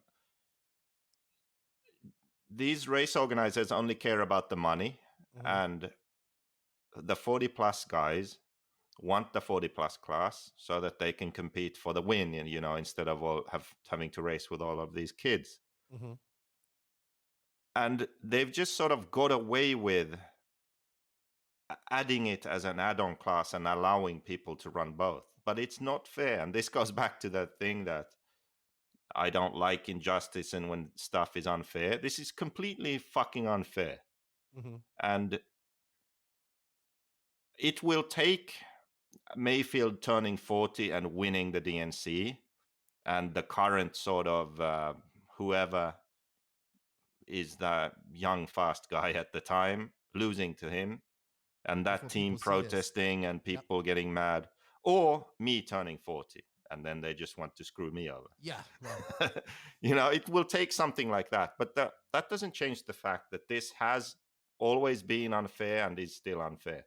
And I think it's just as unfair for the pro class guys as it is for intermediate. If you're 35 years old and you do this as a hobby and you're competitive, and there's this guy who also is intermediate and 40 years old, and he gets an extra main and extra qualifiers every time before the qualifiers, and he beats you, that has got to be frustrating. Yeah. Right? That has got to be annoying. Yes, this race, 16-year-olds were on the podium and this and that. That's irrelevant. It doesn't change the principle, the point. It doesn't change that. When you're 40 years old, there's no reason other than your life priorities for you being slower. There's no physical reason why you can't be as good as when you were 20. It's just that when you're 40, your life priorities change. If they don't change, if you still keep practicing and putting in the effort, you can still be fast. And I think we'll see that when Mayfield does turn 40. I really do. Drake is the best example right now. And I think we will have an even better example in 5 years when Mayfield's 40. Yep. So that's maybe when this will change. I hope it will change already now. I don't think there's anything wrong with just making it fair across the board and saying we have sportsman, intermediate, whatever. We have 40 plus. We have pro. Pick one and race it. So that would mean Adams Racing Pro, not 40 plus. Well, maybe Don Vinker and Degani and Ciccarello, they race 40 plus and have an awesome race there, but they don't race pro or intermediate or anything else. Yeah. And then the up and coming kids are racing intermediate and the beginners are racing sportsman. Even though I think that's already too many classes, Right. at least that's a clear structure where everyone's running their own thing, everyone gets the same track time, and it's fair. Right now, if you are 40, then you like this, because for most people, the race sucks. You get 2 qualifiers or 3 qualifiers and the main. They get 6 qualifiers and 2 mains. You know? So, and typically also they get one class which they don't care about. So Drake doesn't care about 40 plus. He tests stuff. He gets prepared. He focuses on pro. Degani, Ciccarello, these guys, they don't care about pro. No, they care about time. 40 plus, you know?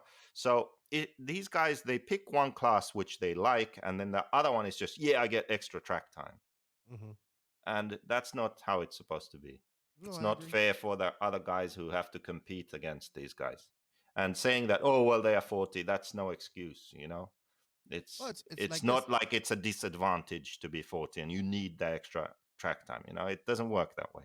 No, I kind of put it like a funny thing like this. It's like, what if we made a class for fat guys? You have to be 300 pounds and over to race in this class. No skinny guy. If you're under 300 pounds, you can't be there. Because, you know, a lot of fat guys in RC. I'm a fat boy. I'm over 300 pounds. And then we have to race together in another main in an hour where you know, I've had that extra 30 minutes and you haven't. Is that fair? Because you got a higher metabolism, or you exercise and you do good. You know, you do good. You watch what you eat, and you're not obese like me, and you're over 300 pounds. You know what I mean? Is that fair, or is it? You know, I mean, just to put it at a different thing, it's not about age. I agree with you, man. And it took this race to kind of realize that for me, because I kept saying, well, yeah, I thought it was more about the 40 plus thing, but then, you know, me and my good buddy, my buddy from North Carolina, Mike Hill, we was talking about it, and he was like, yeah, it's not fair. And, you know, then we talked about it. And like I said, I'm not digging at, this isn't a dig at Drake. This isn't a dig at any of these guys that's doing this here. It's allowed. So, I mean, of course they're going to do it. Like, you know, right now it's allowed. So they can do it. But what it's going to take is like one of these teams to protest it. And it ain't going to change, not going to change, because we know that protests at these races don't change anything about that. DNC races. Are you there, or did you just go away? My camera died. That is nothing unusual. We're almost done here anyway.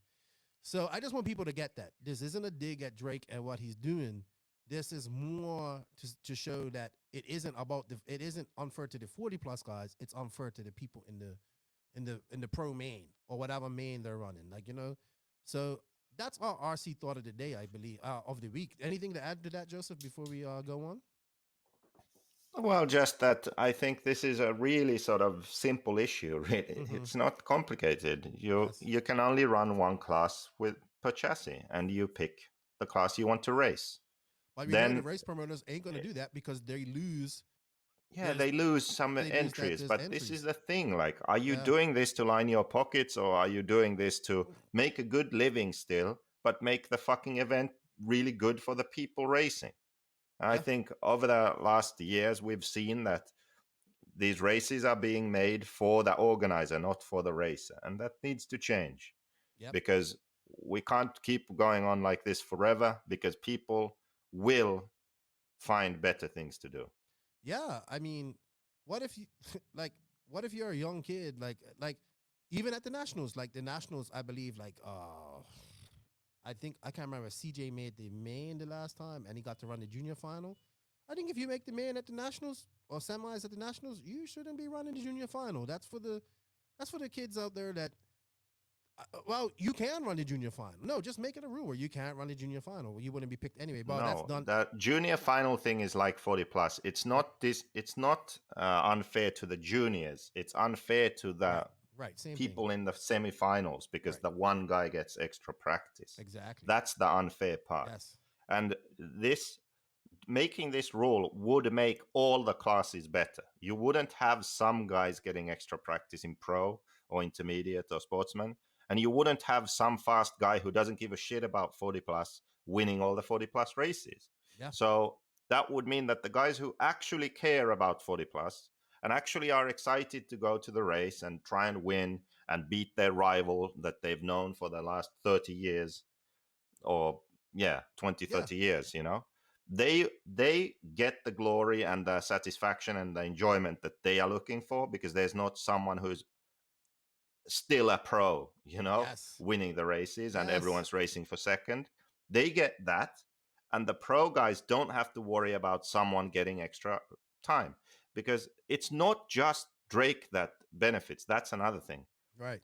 Drake is working closely with Mayfield and with other Mugen drivers too. So if he can go out and run one time before every qualifier and before the main, he can test stuff that the other guys want to try.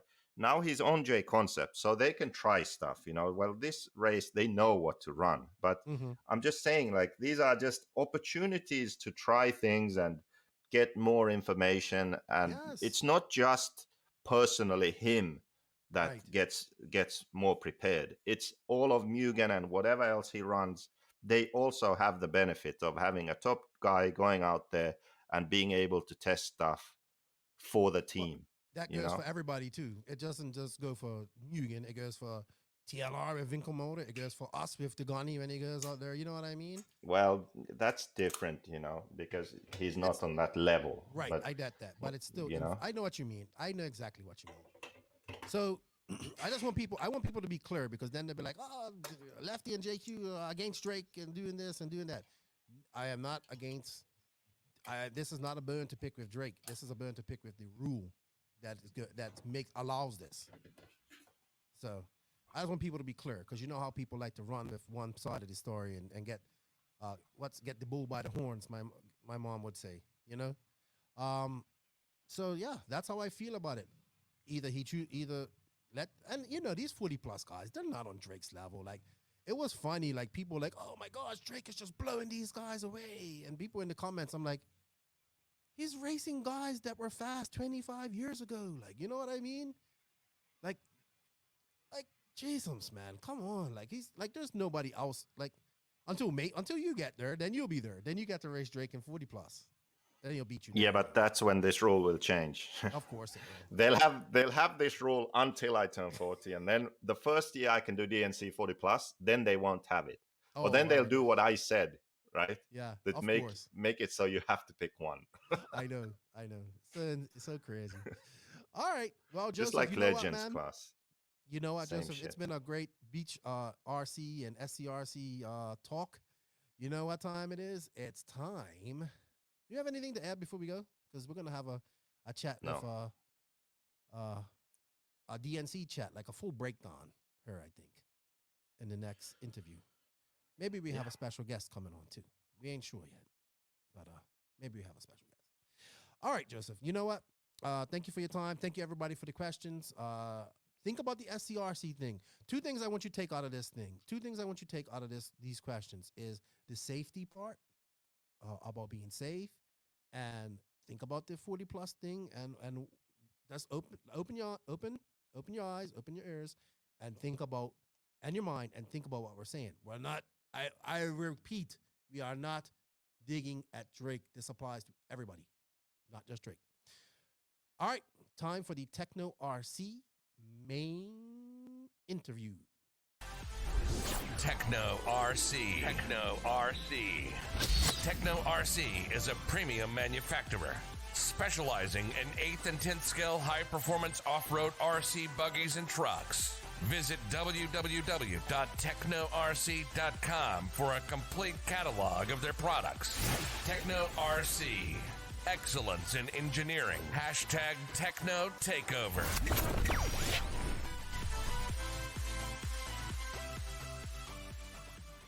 DNC is over. We need to talk about it. If you guys didn't see our recaps of qualifying and the Pro Buggy and Truggy mains, they will be up on audio here later, but they are on YouTube with Max and Beaker here. So joining us this week to talk about DNC. And I was actually very shocked. He actually asked to come on the podcast, and I've been asking him for many months. And everybody has been, actually a year now, and everybody has been asking for more of him since his podcast, which is the second most popular podcast so far.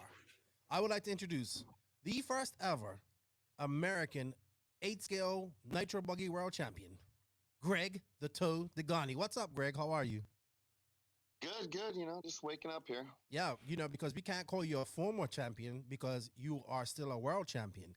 You don't lose your world championship status when when somebody else wins a world championship. You are still a world champion. That was like a point that some guy was making in the chat with while you was racing. So, Greg, we got your buddy Beaker here, aka JQ. You can't see him because we're doing this through Beaker. Why is he called Beaker? You remember Beaker from Bunsen and Beaker on the Muppets? Oh, gotcha. Yeah, Right. so that's his nickname. It's been like that for a while. So, Greg, you went to DNC. This is how many DNCs have you been to now? All of them? No, I'm not Jay Smoker with a 22-year award that he got. Yes, that was cool. I've been to all but a few years. Me and Pavitas went to the Motorama in Pennsylvania because it was cheaper for me to go to Pennsylvania than it was to drive to Arizona. Really? Believe it or not. Wow, incredible. The hotels in Arizona were just so ridiculously expensive. Okay. Well, this is the first time that it's been at hold on, my camera's out of focus here. Joseph, talk to Greg while I fix my camera. Just touch the screen over your face. There we go. All right. But it's a bit far away, so and I got short hands. So, Greg, give us, Joseph, say hello to Greg, will you please? Hello, Greg. Do you know? Do you miss me? I miss you like a hole in the head. In reality, he misses me. He almost didn't do DNC. Yeah, tell me about the breakdown that he was having in the month leading up to DNC about diffs. Oh my gosh, how many phone calls did I get about diffs? But I'm glad you got it worked out, Greg. You went, you had fun. It was so much fun that you even went to Tuesday Night Nationals this week. So we need Paul Ciccarello to beat you more often to keep you pumped. All right, Greg. So we want to kind of get your opinion on the track itself. First time at Thunder Alley. What were your thoughts on the actual layout and all that stuff? Actually, when I first saw the layout, I just thought it was going to be like the typical Joey, slow layout. It was going to get ruddy. Just because of the past experience I've had at Thunder Alley, like Aurora Nationals was there, like in 08 or whatever. It just turned into just blown out. Greg, fest. slow down. You got to keep talking into the mic. I know you're moving like this, sir. I am talking into the freaking mic. But keep still. Can we keep still? But anyways, the layout turned out to be really good. I was driving on it was better than I expected. It flowed well, and it's to be honest, it stayed together really good. I mean, yeah, it got rough, but it wasn't. I mean, it was probably the least rough DNC in a long, long time. Mm-hmm. What was your favorite feature? What was your favorite part of the track? Obviously, not the step up. Like normal, the straightaway. Well, you had a front straightaway this time, so it was all right. Yeah, it was pretty good. Yeah. Okay. Before we go on any further, you in your infamous interviews, did you really not know you was not supposed to jump that step up? Yes, I did not know. But you was right. I didn't pay attention that day. I'm in the pits for like 15 hours working on a stupid e-buggy, mounting a body, and I'm looking over. I could see cars coming over that step up, but I didn't realize that they weren't jumping. I could see them kind of floating over, and for some reason, I just didn't put two and two together that you were supposed to jump it. Okay. Whatever. All right. So let's talk. What was some of your impressions of this race being at Thunder Alley, being at a permanent track? First time it's been at a permanent track since Hemet, I want to say. Or was it in Arizona, right? They had it at a permanent track as well. No, since Hemet. No, wasn't Where did they have it in before Fur Farm, Joseph? I can't remember the name of that. But it Nitro was a Pit. yeah, but it was a Nitro Pit. That's right. Yeah, I went to that run. That was out in Goodyear, Arizona. yeah, but this is good. We Joseph and I both agree that it was good to have it at Thunder Alley because it benefits. It was like you always say we need more practice and all this type of stuff. I know you didn't go. Did you do JBRL? No. Did I do JBRL? Before DNC, you didn't do it, did you? Or did you? I can't remember. Yeah, that was the JBRL final. Was there 2 weeks before the DNC? All right. Yeah. So that was the one good thing about this race is that you always used to say back in the day, you used to be able to go race at the track right up until it was the race time. So you kind of got to do that this time. Being in Thunder Alley allowed for that. Was that a good thing, you think? Right. Yeah. Well, before I used to be able to race every weekend up to the DNC. Right. You know. Okay. But yeah, so at least there was a few races definitely leading up to it. Being at Thunder Alley, so that was good. Okay. So what about your overall impression? Who impressed you right off the bat? Was you watching any of the pro guys going? Anything that you noticed that somebody that was doing something or somebody's car that impressed you? Somebody's car that impressed me? Not really. Or driving? No, nobody. I mean, they only did what I think it was 5 minutes in Truggy, and then they boosted it to 6 minutes Buggy. Mm-hmm. So it's hard to really see. I mean, everyone's so close. It's hard to really say, oh, someone's car stood out better than the other. You couldn't really tell. Okay. Just by looking at this. And I noticed you guys didn't even set up no tents over there. I watch you sitting in the sun, you smoker, axe on everybody right there in the pits. And I'm like, why don't Greg put up a tent? Why you didn't take a tent? Because we don't have any tents. They're locked up in JQ's van in 29 Palms. JQ, he just gave everybody the location of your van. I hope it's still there and we need it again. Joseph, say something. You're being too quiet. Unplug. Mute yourself. Let's talk. You're muted. You're muted. You're muted. He's muted. Chit chat. Get to some. All right. Juicy Well, stuff. ask Greg some questions. Let's go. So what about the 2021 DNC? Was it somehow different or better than years before, or same old? Track time, sitting around, value for money, rules, fairness, watering.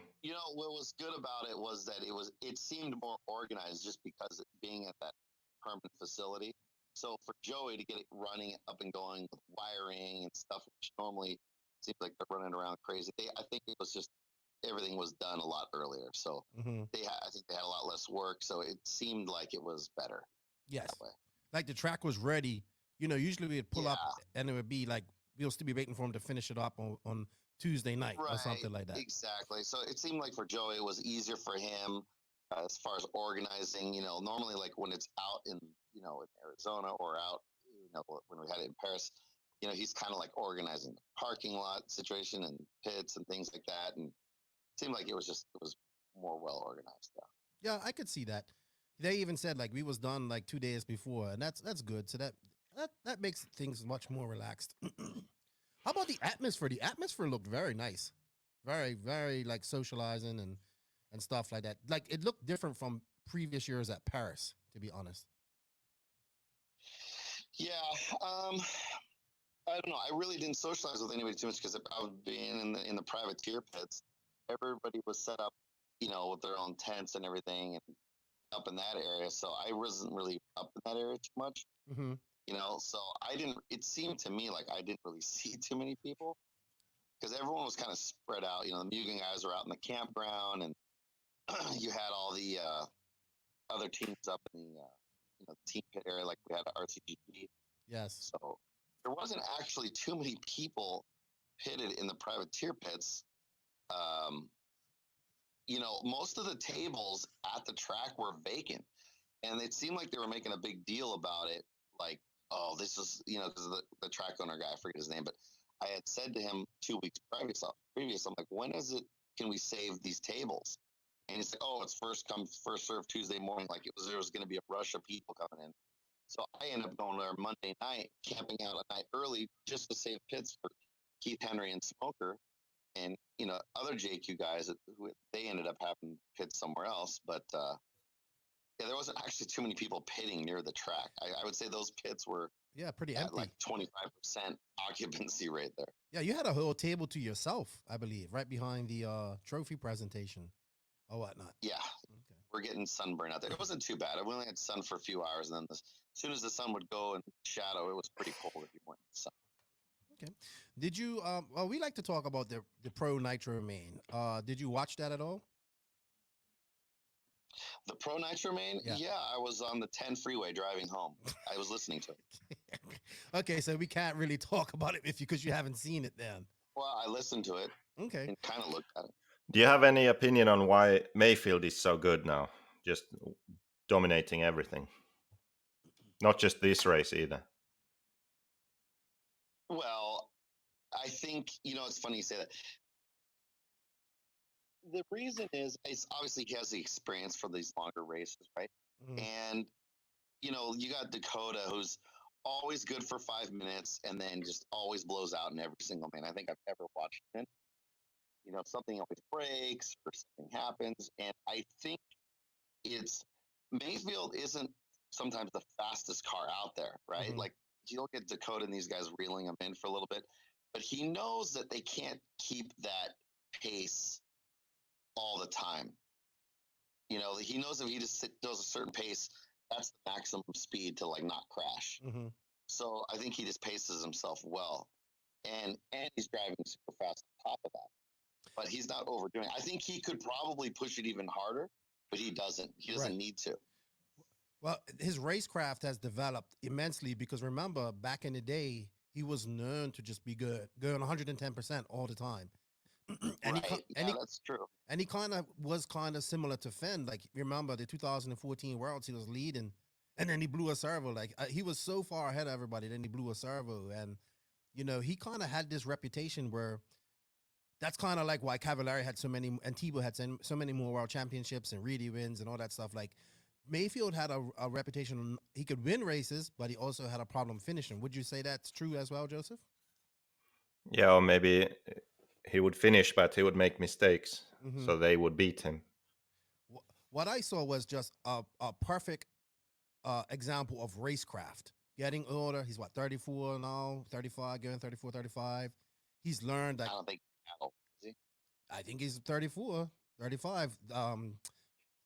I believe Yeah, they Tebow all went are, I 34. think. Yeah, they're all the same age. I think Tebow is 1 year older, maybe. I don't know. Like, people don't understand. He even said afterwards, my car sucked. It was so hard to drive. But, he was able to do that. Greg, this reminds me of the time when we was at Silver State last year, and you was either gonna be in the B main or the C main or 40 plus if you didn't have that good qualifier. And you had a lean bogging engine. Your car was crap. And I just watched you like basically gut that one out and finish, get a top 3 finish and get yourself into the A main. I think that's what Mayfield has learned and is good at now. And also, when he makes a mistake, he knows how to make up for that. You're talking about me? My engine was lean bogging, or Joseph? Yours, when we was at Silver State, remember in that in your last qualifier at Silver State, your engine was kind of Oh, that's right. That's right.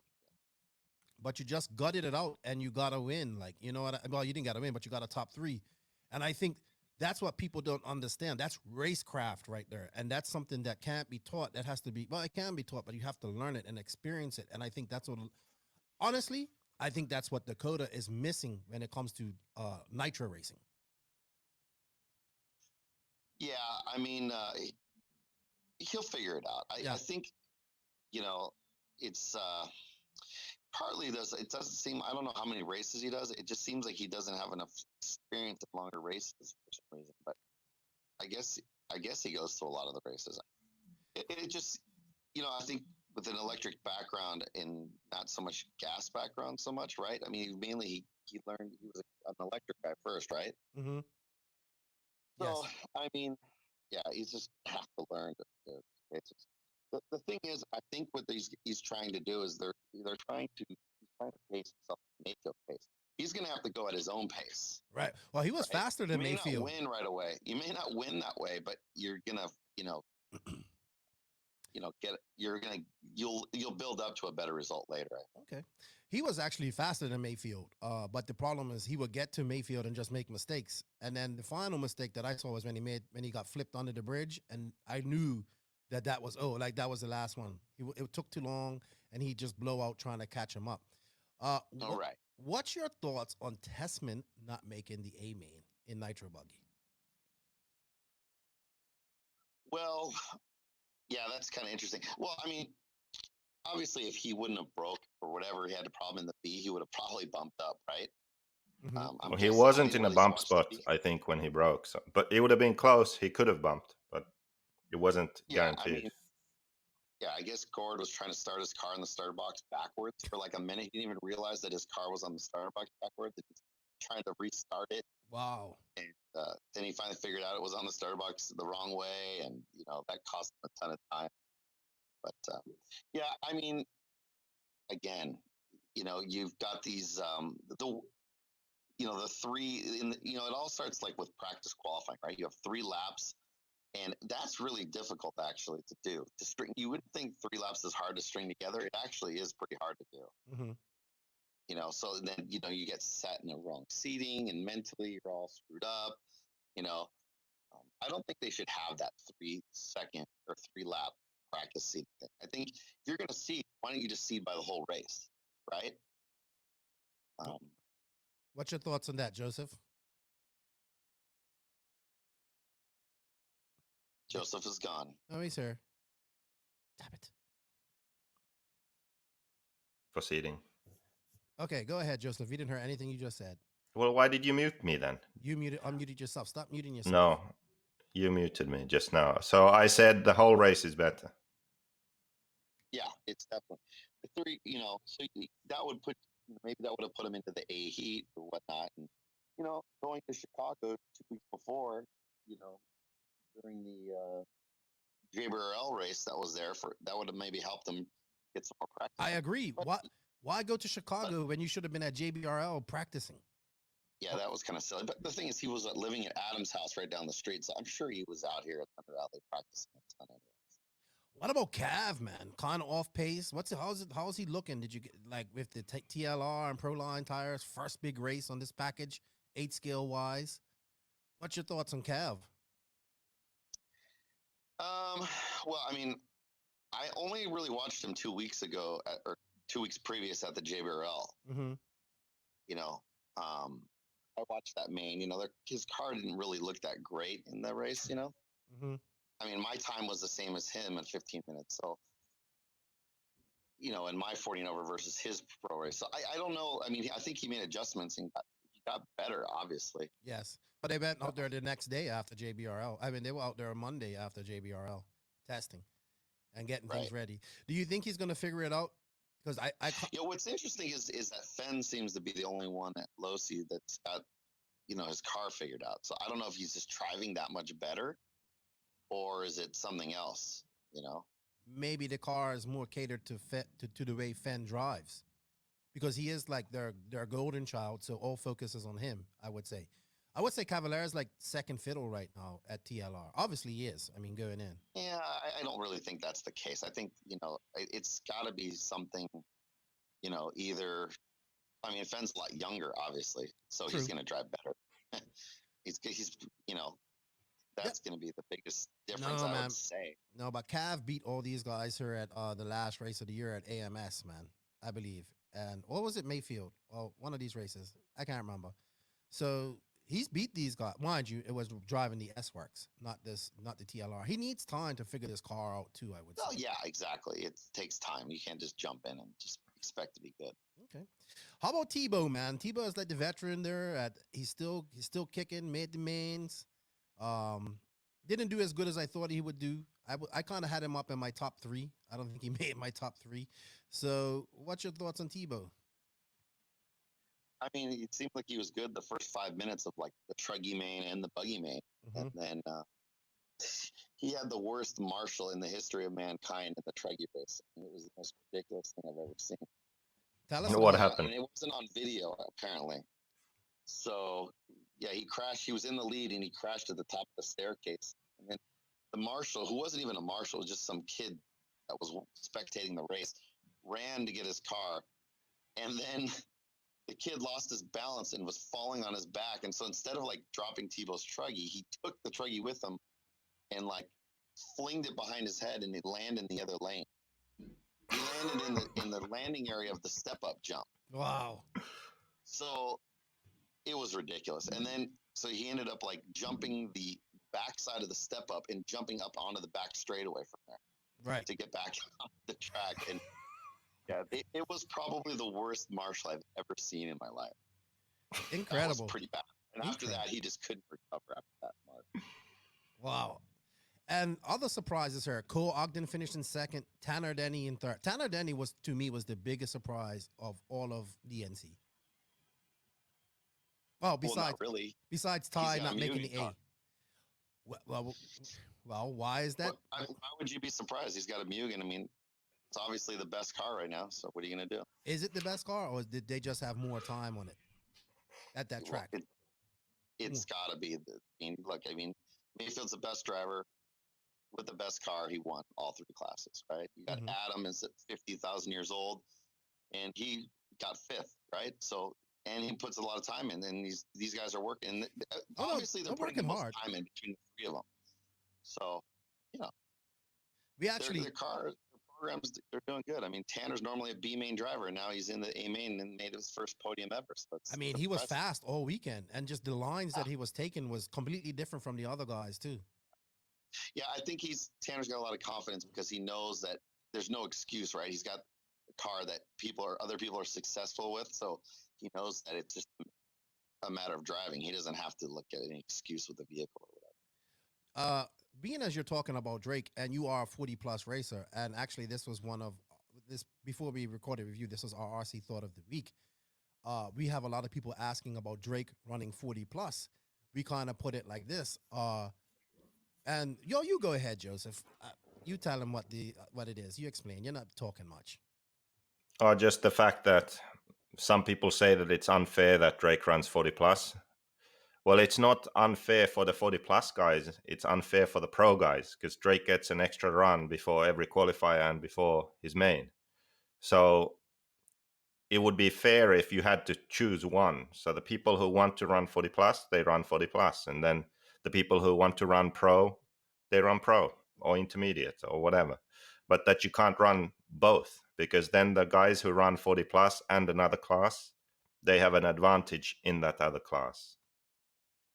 Right. Well, especially for him, because just one more thing. So that you guys are now racing for second place because Adam is still a pro driver, still putting in the time and focusing on the pro class. He doesn't care about 40-plus. He just runs it for testing and track time and confidence and that stuff.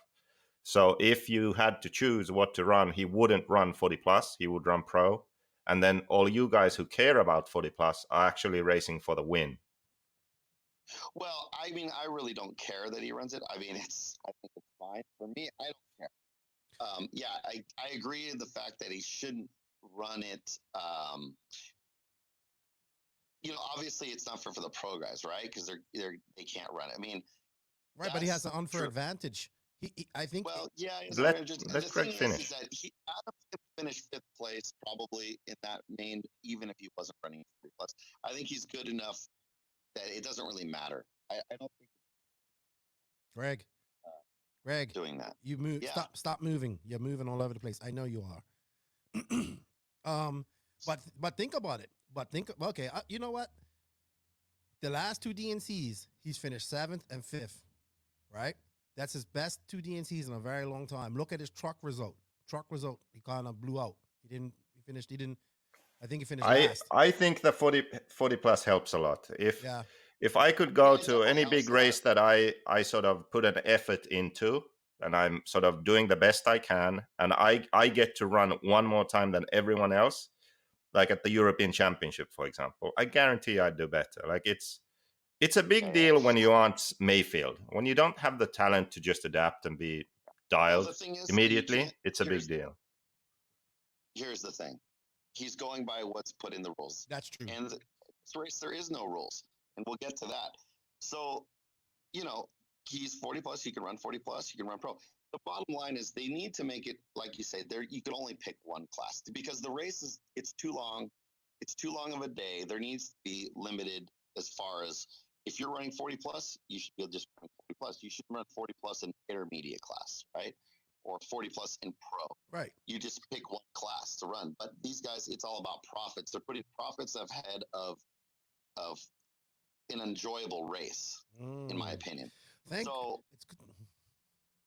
that's just what needs to be done. But it's you know, you got truggy class. I mean, there's enough classes. You got truggy, e-buggy, and nitro. Why do you need to run double classes within the class?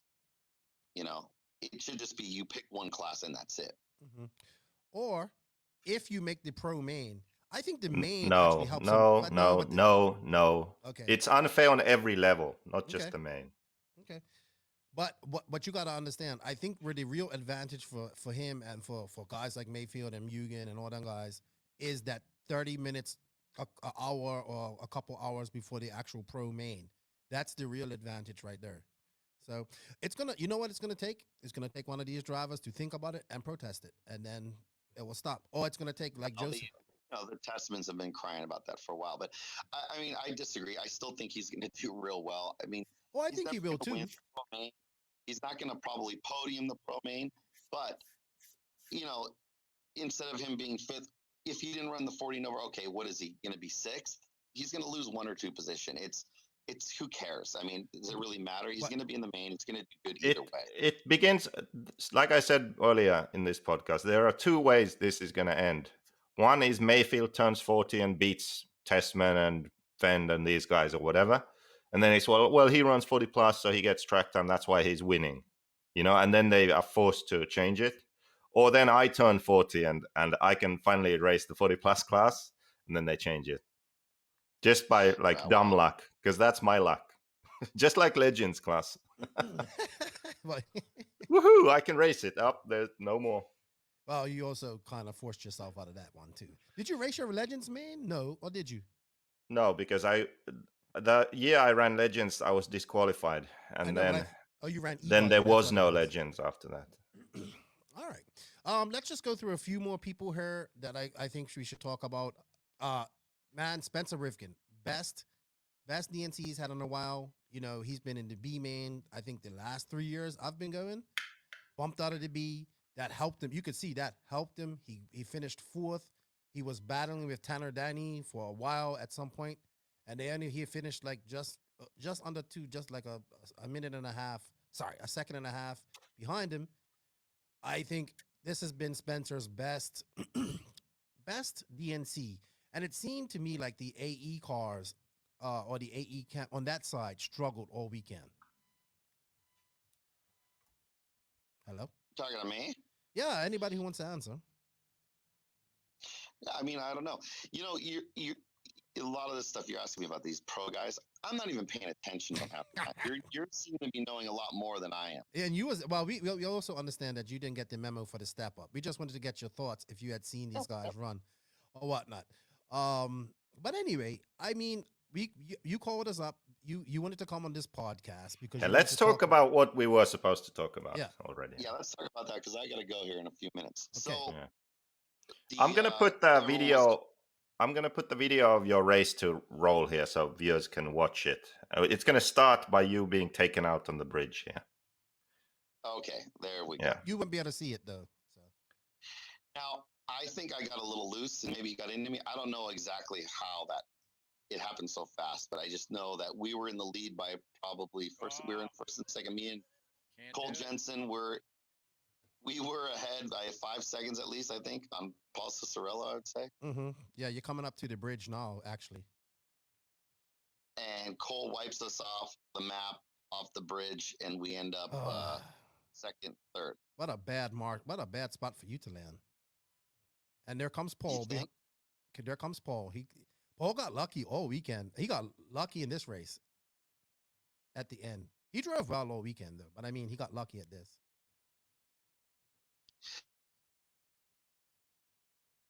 Yep. So what then? So he took you out?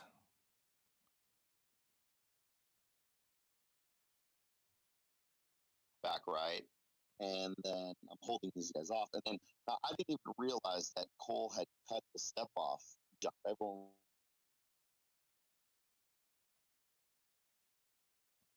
right and passed Cicerello in the double, made it a triple single. And then in the last corner, Cole runs me over while we're in first and second again. And Paul jumps over us, which was pretty cool. And I end up third. And everyone was making a big deal, like, oh, I should go up to Jimmy and protest this and that. But the truth be told, I actually had hit the brakes in that corner because if I go too fast in that corner, my car would just do a front flip. So it was a little bit of my fault that I went too slow and he ran into me, for one. I know that I went too slow in that corner and he ran into me, but I don't really, what I wanted to focus on was the fact that I didn't really make a big deal like I normally would with Jimmy and, go nuts. To be honest, I really didn't care about bumping to the D main so much. I needed the wrench in my car. It was a test session for 40 and over. Right. You got Drake who uses the 40 and over class as a test session for pro. I use the pro as a test session for 40 and over. Right. So, Joseph. This is the last lap. It shouldn't have been you know what, Greg? It should not have been a matter of you having to go up there and complain. I mean, this is blatant. Well, right. Yeah, Scotty Ernst was in. I watched the next day, and he was talking about how I should have the bump and this and that, and that's true. But this kid, I can't really blame this kid because he's going by the rules set in place, which there are no rules. Mm-hmm. You can run over anybody you want. You can cut the track. I don't blame him. I would do the same thing if I was him, probably. Yeah, if you're going to get away with it, in it. Yeah, I mean, there is no rules. Go ahead. Did they give any stop and go penalties all weekend? No, there's no such thing as a stop and go in any race that Jimmy does. I mean, they may tell you to stop on the track, but, right? Like at IFMAR races or bigger races, they tell you to come into the pit lane, right? And you do your stop and go penalty that way. That never will ever happen here in America. Yeah, it never ever will happen, especially at one of these races, which is unfortunate because we hold this race in our industries to such a high standard, right? It attracts so many people. This is what we want to present to, this is what we talk about. These people they're just going by what rules are given to them. So I really wasn't mad at Cole after the race. They see me walking up to him, and I'm going to say something to him. But I actually said to him was that nothing to do with the last corner where he ran me over and I got ruined for the bump. I actually had pointed to the bridge and I'm like, what are you doing over here on the bridge? You're like, I'm trying to tell him, we're first and second, we're going to bump, why risk, A, driving so close to me and running me over. I was more mad about that than the last corner of the race, actually. And that's what I mentioned to him. That's what I was telling him when I was walking over there and talking to him. And, what did he say? Nothing really, there's nothing to say, But here's the thing. Here's the thing that we don't. Here's the thing. Here's where it gets different. Imagine this would have been Marco Barufalo. This is the B main. Let's say this is the B main for pro. This is Marco Barufalo chasing Don, and that's Adam Drake. And let's say who else was? Or let's just say two favorite drivers. That's Adam Drake and some other American Mayfield. driver. Mayfield, but Mayfield wouldn't be in the B, but you never know. But let's say that's Adam Drake and let's Mayfield, say he was, right? And Barufalo is cool, and if he did that on the bridge, he would have got a stop. He would have probably got a stop and go right off the bat. But if he would have done all of that stuff, I think they would have deported Marco right there I think he would have sent him to the airport right there from that day, and that's where it's wrong. Or had that been you who did that to somebody? Let's be realistic. Come on, like it's a JQ car, you're gonna get in trouble. I mean, I know we say that, but it is kind of true. Okay, yeah. So obviously, yeah. But the thing is, there is no rules. Right.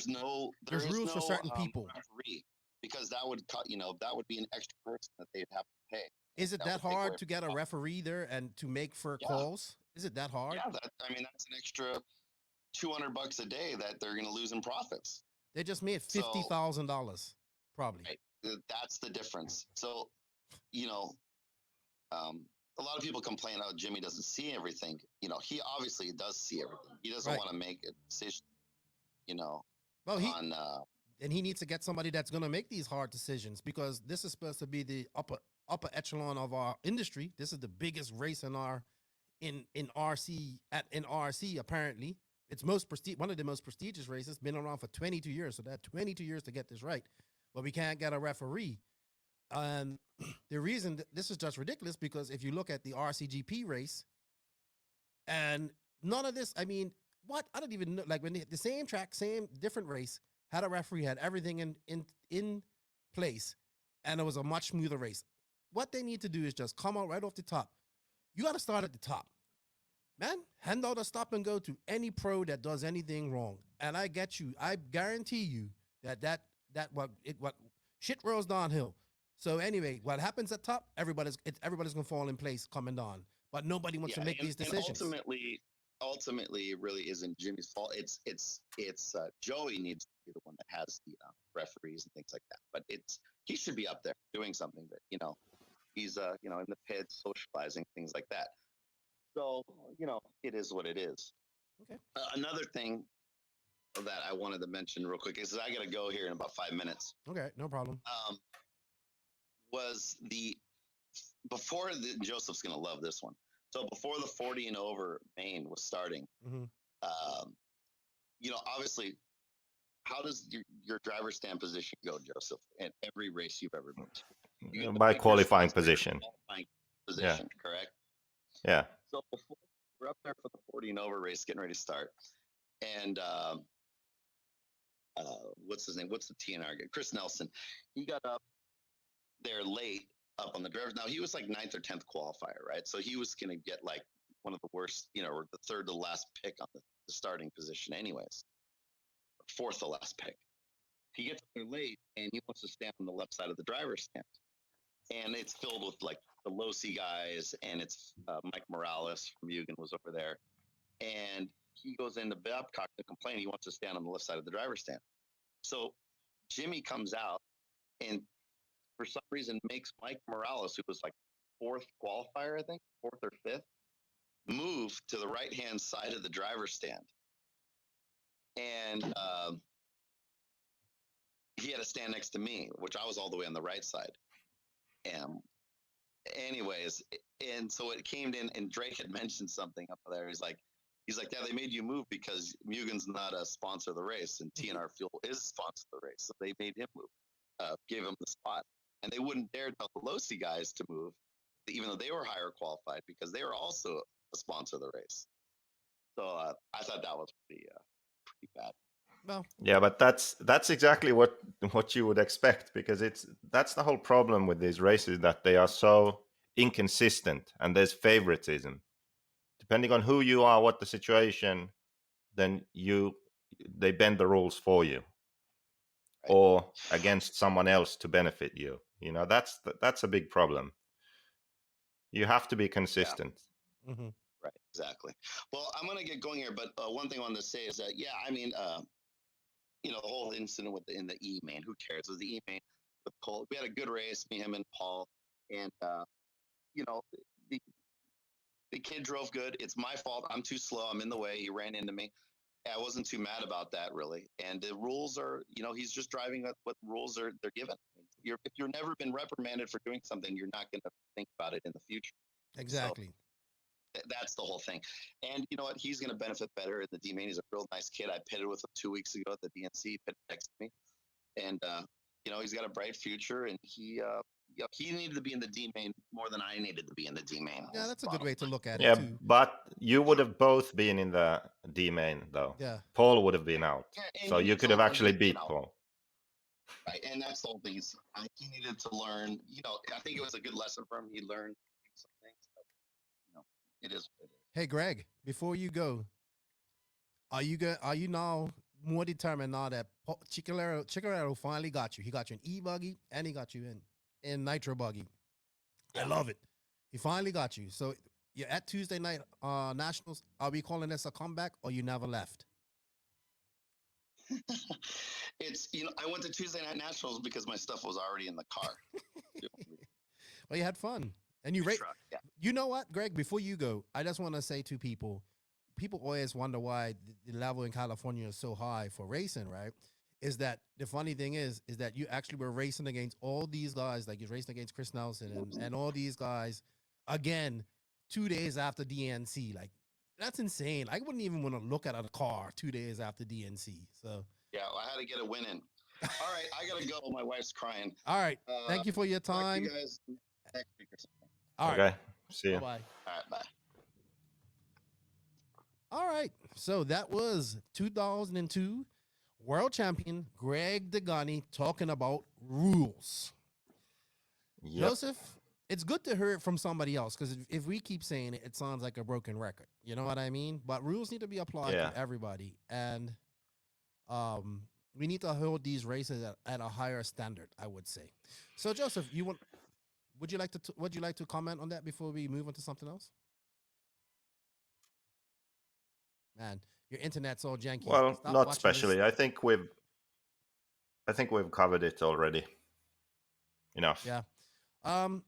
But let's go over real quick some of your thoughts because Greg wasn't able to comment on them because he wasn't watching them. Your thoughts on Spencer Rivkin, and I wanted to talk about Tekno here because Tekno had four drivers in the main. Wow, that's impressive. I mean, they had four drivers, and they had the one driver that everybody was expecting to be in the main. Wasn't that was Seth? Jared Wiggins, man, another impressive run by Jared Wiggins. This kid, young man, is on a roll. I think I'm seeing great potential coming out of Jared Wiggins. How about you? I was thinking actually that Rivkin first. So Yeah. Rivkin has been a bit on and off in 8 scale somehow. Like 10 scale, he's always there. 8 scale, sometimes. Like depending on the track, maybe depending on if he's comfortable with his car. So here he wasn't really, but then bumps from the B and is strong in the mains, because he's good. He's a pro, he settles down, figures it out, makes the most of his situation. So, yeah, that was good. But I was thinking about Tekno, that they are actually close to becoming what Greg was saying about Mugen now. He has a Mugen. I don't think Mugen isn't somehow the best car. Mugen isn't sort of significantly better than the S Works, for example. Just as they are pretty close. Like it just isn't. The thing is that they have good drivers who have been running it for a while, and they are confident, comfortable, good setups, and that's it. So I was just thinking that Tekno can become that, or they are close to that. They have Thibaut Bornhorst, what's his face? Tyler Jones, Jared Wiggins. Yeah, Tyler Jones. Tyler Jones is really Seth Van fast, Dalen. but a bit inconsistent still. And Wiggins and Van Dalen. So they have, is that five? Five guys that are really fast, and two or three of them actually haven't really reached their potential yet. We don't know how good they can be. Right. So they are still improving. So we could, in a year or maybe 2, we could be in a situation where they sweep the podium, assuming that they all stay there, So it's not something that's impossible. They improve the car, they improve the drivers improve also, and we could end up being in a situation like that. So I think I mean, I know I'm in tooting this one for a while, and we all know that you and Tekno are not best of friends, but I really think what they're doing is really good. Like I think they have they have their team vibe and they do this. It doesn't seem like they really focus on anything outside of America too serious. I mean, yes, in Europe Tekno is in England and in England and maybe some other, it's not as popular as it is in America, but it's a very popular car. The new car seems to be doing well. People like the Truggy. I mean, you can't I mean, look, Jared Tebow, Jared Wiggins, Joe Bornhorst, Tyler Jones. I mean, there you go. All they needed was Seth Van Dalen in there, and that would have been 5 people, 5 Teknos in, and he wasn't far off from being in it. I mean, he just had a bad qualifying, So good. You know what? I have to say, good job, Tekno. Even though nobody podium, you guys had 4 cars in the world and our biggest race. Like, super impressive, super impressive. And like seriously, like Jared Wiggins has been.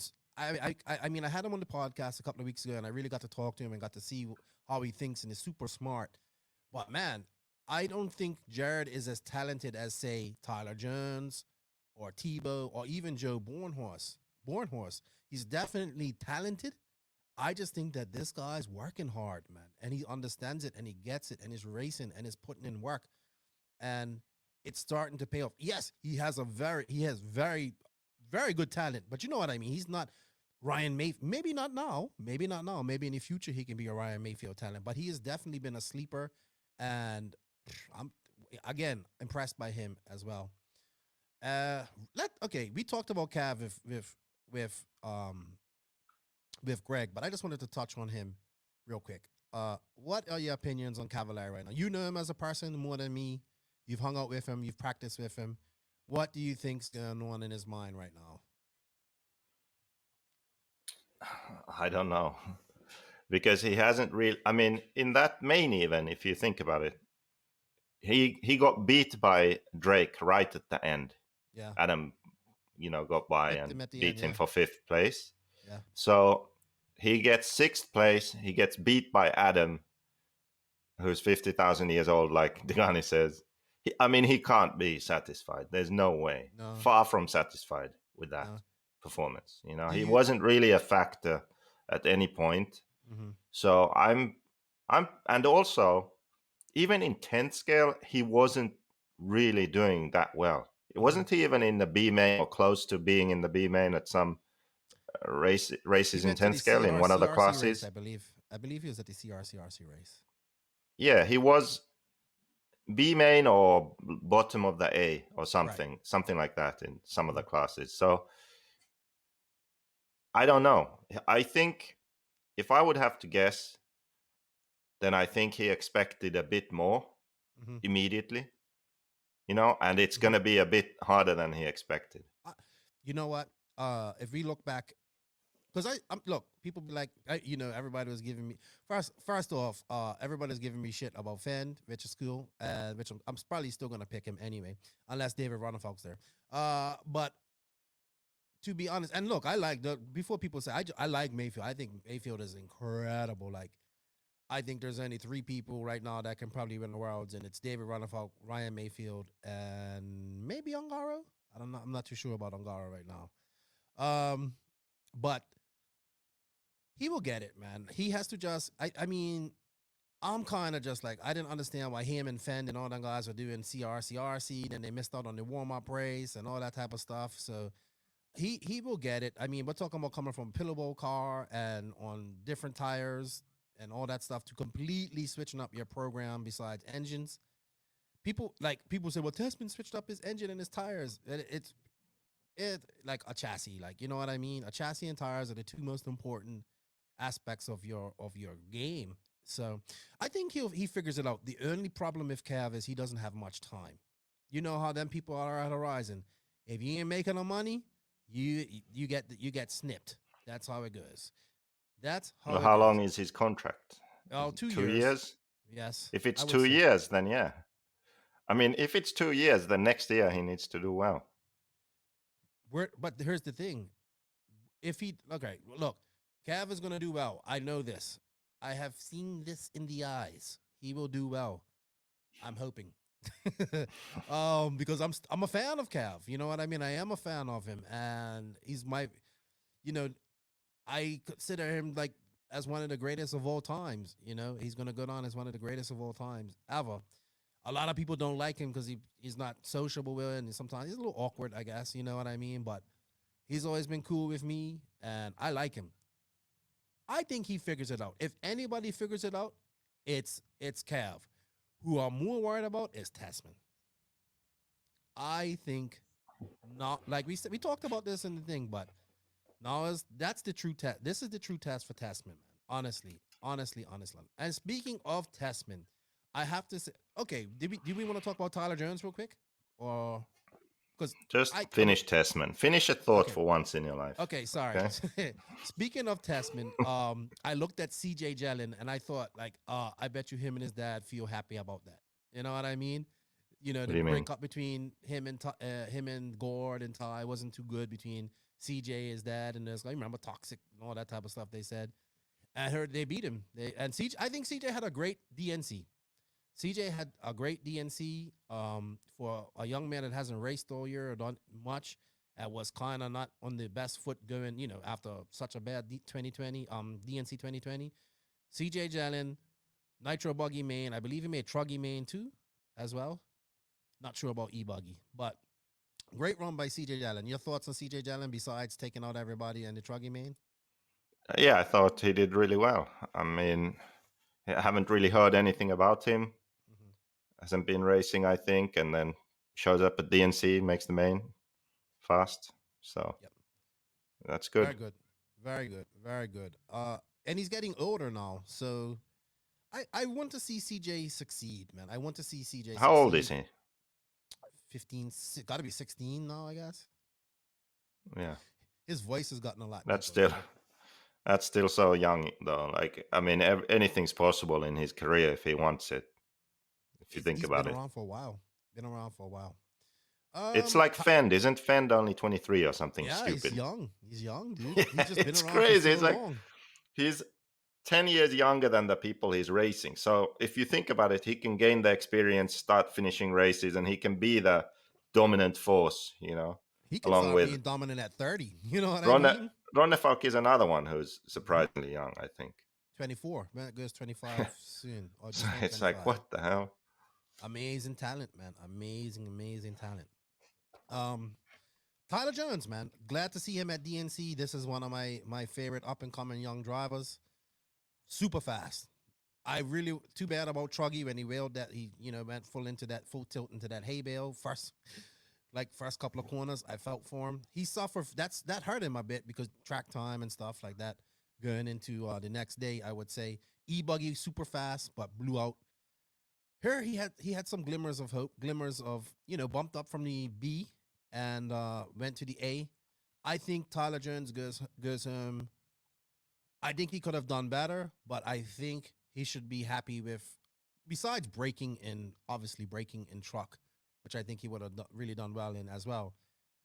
I think for his first DNC, he shouldn't be too hard on himself. How about you? He could have done better. I thought it was very good. Yeah, the mains didn't really, they weren't really the best, but yeah, he was very fast, clearly, and good in qualifying. Yeah. I give the they don't like me calling him the dark horse because people don't think he's gonna win or something, but I think he does really good. And once again, I want to say, like, I'm really pumped for Cole. Why? Because I've always been on the East Coast guy, and Cole could have beat Mayfield, but Cole blew out, but he didn't blow out all the way like he usually does. He did little blowouts, and that's what stopped. Like, once he did those little blowouts, he kind of lost track of Mayfield, I think. But I think if he didn't have that, we would have seen a difference. I think Cole could have. I think besides the only two people that could have beat Mayfield would have been Fend and Cole, I think, and personally Danny too maybe. But Cole kind of got away from them guys and was battling with Mayfield for a little bit. I think he goes finally, like, on the really big stage, right? I didn't even expect him to do that this well, but then again, he was really fast at Thunder Alley too. So kudos to Cole, man. I'm happy for him. He deserves that champagne and all that type of stuff. I picked him. For second, remember? Yeah, you did. You did.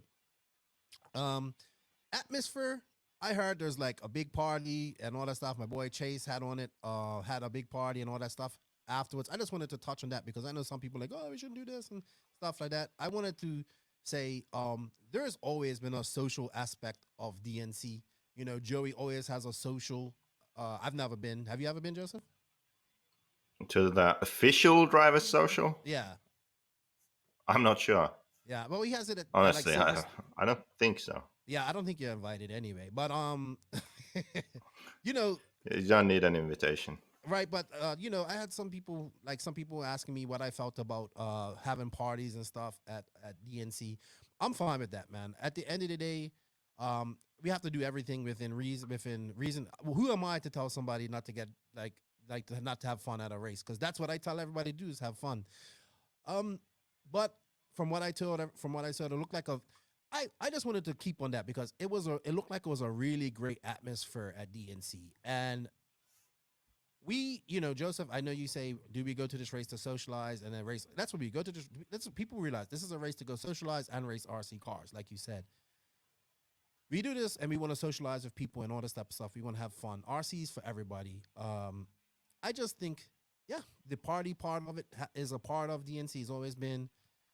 We just gotta do it within, moderation, I guess, or whatever. But hey, it's not like everybody have fun at that party. I probably wish I would have been there. I probably wouldn't have hung out too long. But shout out to them guys, man. I think, like, this is what, when you think of DNC, this is what you remember. Like, oh, it was so much fun, and I had fun doing this and all that stuff. Like, I remember the first DNC I went to, and I met all them crazy guys from New Mexico. Remember those guys, like Jimmy's friends?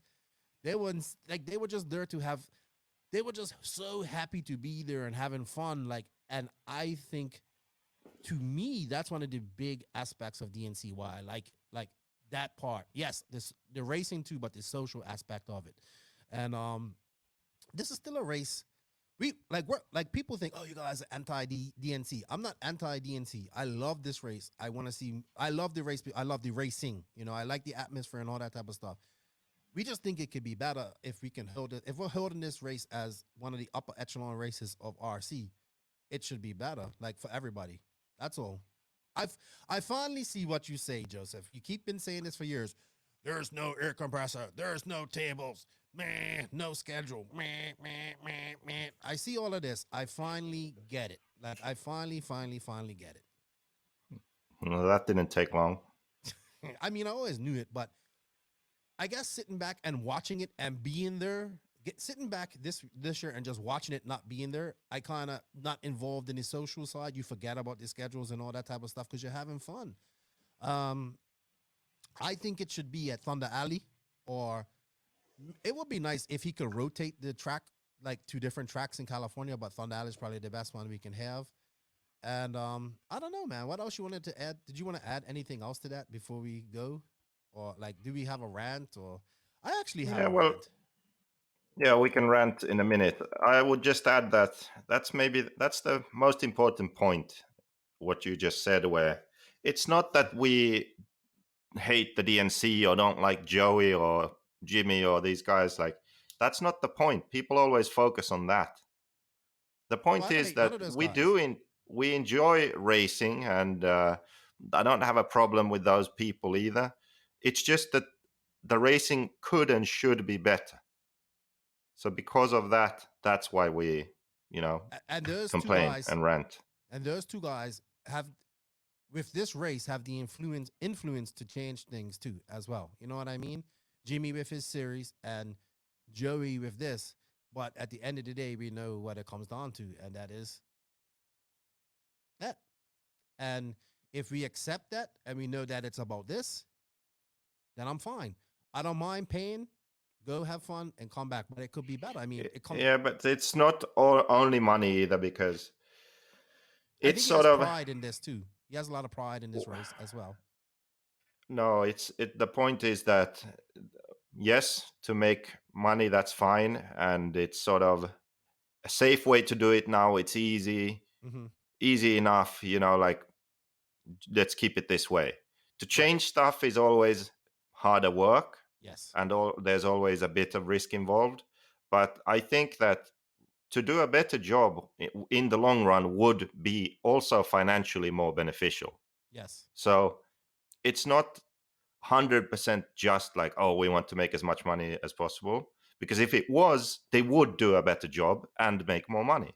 So, so it's also a situation where this is enough. This is pretty good. I'm comfortable. I don't want to go the extra mile. There's a bit of that involved.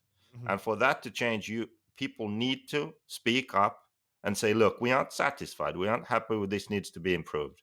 And then things will improve. That's just how it is. Yeah, I wanted to add, I was talking to somebody last night, and we go back to, like my thing is, like, we need to use these races to get new people into RC, like, or promote, hey, this is what we do. Obviously, due to COVID, we probably couldn't have a whole bunch of spectators and announcing that this race was, going to be there. But I would like to see, and I challenge these race promoters to do this. Dave, I think is, I think he can do it the best. You would probably do it the best, because he has his pro mains like at a time, and people can go see it. But I would like to see these races at least promote to spectators and try to get non-RC people there sitting in the bleachers and watching. And I would like to see things done properly, like maybe have a pamphlet that then, that new people, like, you come in and you give a pamphlet, and it just has to, you just want to try and get, I just want to get people there for the pro Nitro main or pro e-buggy main. That's, I mean, people be like, oh, you only care about pro. No, but that's the upper echelon, and that's who, I watch Supercross to watch the people who are in the main, not who was at practice. You know what I mean? That's what I go to see and all that type of stuff. I like the 450 main. I'm not really too big on the 250 stuff. I like the 450 main, stuff like that. These are the best in our industry, and these are the professionals.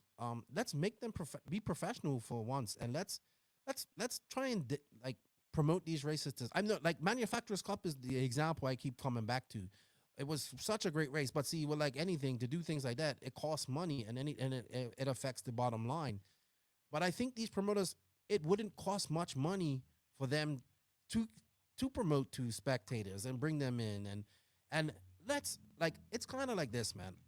I know this is a pipe dream and it will never happen, but I think it would be so cool if you promoted to this and you said to the manufacturers, hey, I want to have a manufacturer's row. Let's set up a tent here, or, whatever, some stuff here, and have each driver or pro driver representing each company, or whoever, maybe 2 drivers there. Have them there, man. Let's get some, like, at least you, Joseph, at least I got to give you credit. Like, you always had the dream to have the nice shirts and everybody looking, nice and somewhat professional and all that stuff. People would say we're probably the most unprofessional guys out there. But I would really like to see, like, if we treat this big, if we treat this like it's a big thing, others will be like, oh, wow, these guys are real professionals. Right now, if you went to a racetrack, you wouldn't know who a professional driver is from me. You know what I mean? Yeah. And I would just I challenge these race promoters to do this. I don't care if you don't support RCGP and you don't like that and all that stuff. We want RC to be better, period. And these are the people that have can do it. But I get it. I want you to make money too, but just think about how cool it could be to come into, like, somebody who doesn't know who's RC with their kids, and you go to a factory row and there's a pro guy looking professional signing autographs of his stuff like they do at motocross and stuff like that. For us RC guys, it might not be a big thing because we got to hang out with these guys, but for that spectator and that kid that comes in there that doesn't know anything about RC with his dad sees that and is like, oh, wow, this is really a thing. Sorry, it's really loud today passing by her. This is my dream. I want to see, like, yes, we want to change RC and format and all that type of stuff and not these big races, but these races aren't going anywhere. We know this, and there's nothing wrong with that. But what they can do is help promote RC, and all it takes is a little bit of effort, I would think. And he could make more money.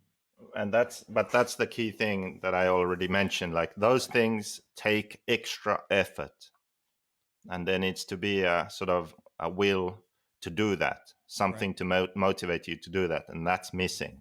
So we need to add the motivation. That's what I think people haven't accepted. When enough pro drivers say that they want these things, when enough people vote with their wallet and don't go to certain races, like when people force change, then things change, So when we talk about this enough, and people realize, like, you know what, it's not worth it, I'm going to go to this other race or do this other thing. Or when people change their habits, then things change. Yes. And, it will take more people than just us talking about these things, So many of the pros already say the same things, but they don't say them in public. Right. Or they say them sort of in public, but privately among other pros. Do you see what I mean? Like, they don't post it online. They don't say it when there are sort of in-group people there. Right. That's the problem. See, I know this podcast is going to cause a lot of long lips. You know what I mean? My mom would say, oh, what's your lip so long when you're soaking, right?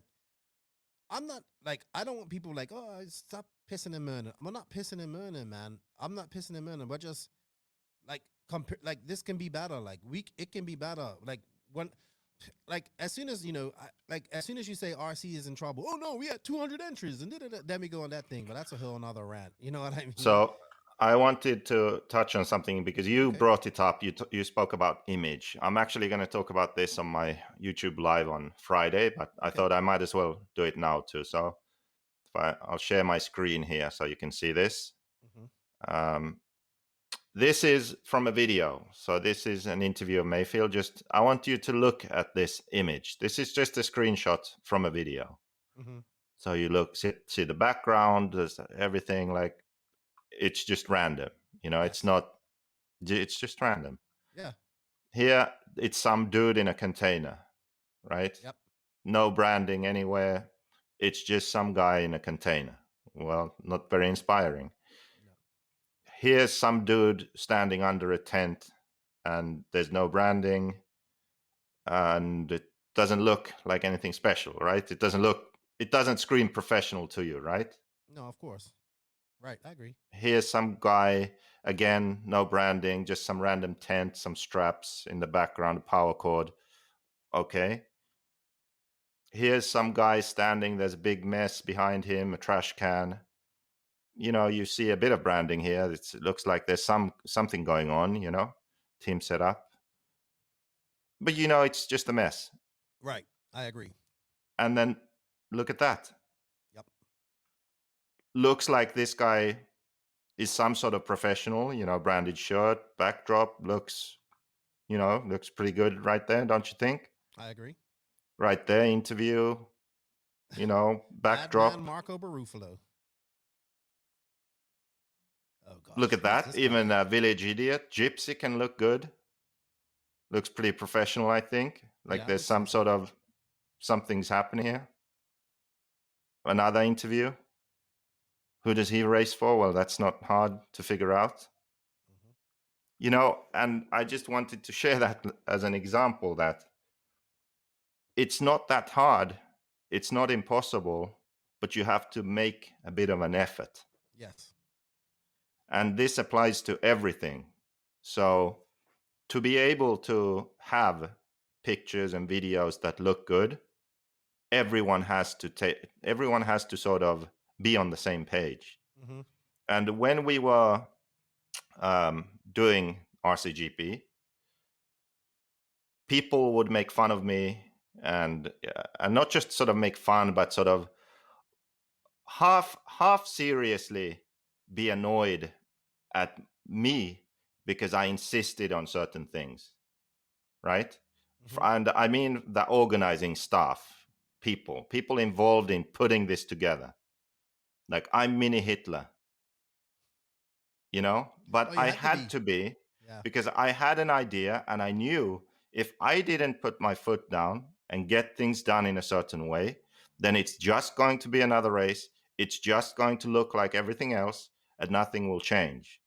And that was my job that first year. Like, come up with the idea, the concept, and make sure it works, right? Now I'm done with it. And I'm curious to see if they will be able to maintain that, because it doesn't happen automatically. RC racing is too small, you know. People don't think about these things on their own.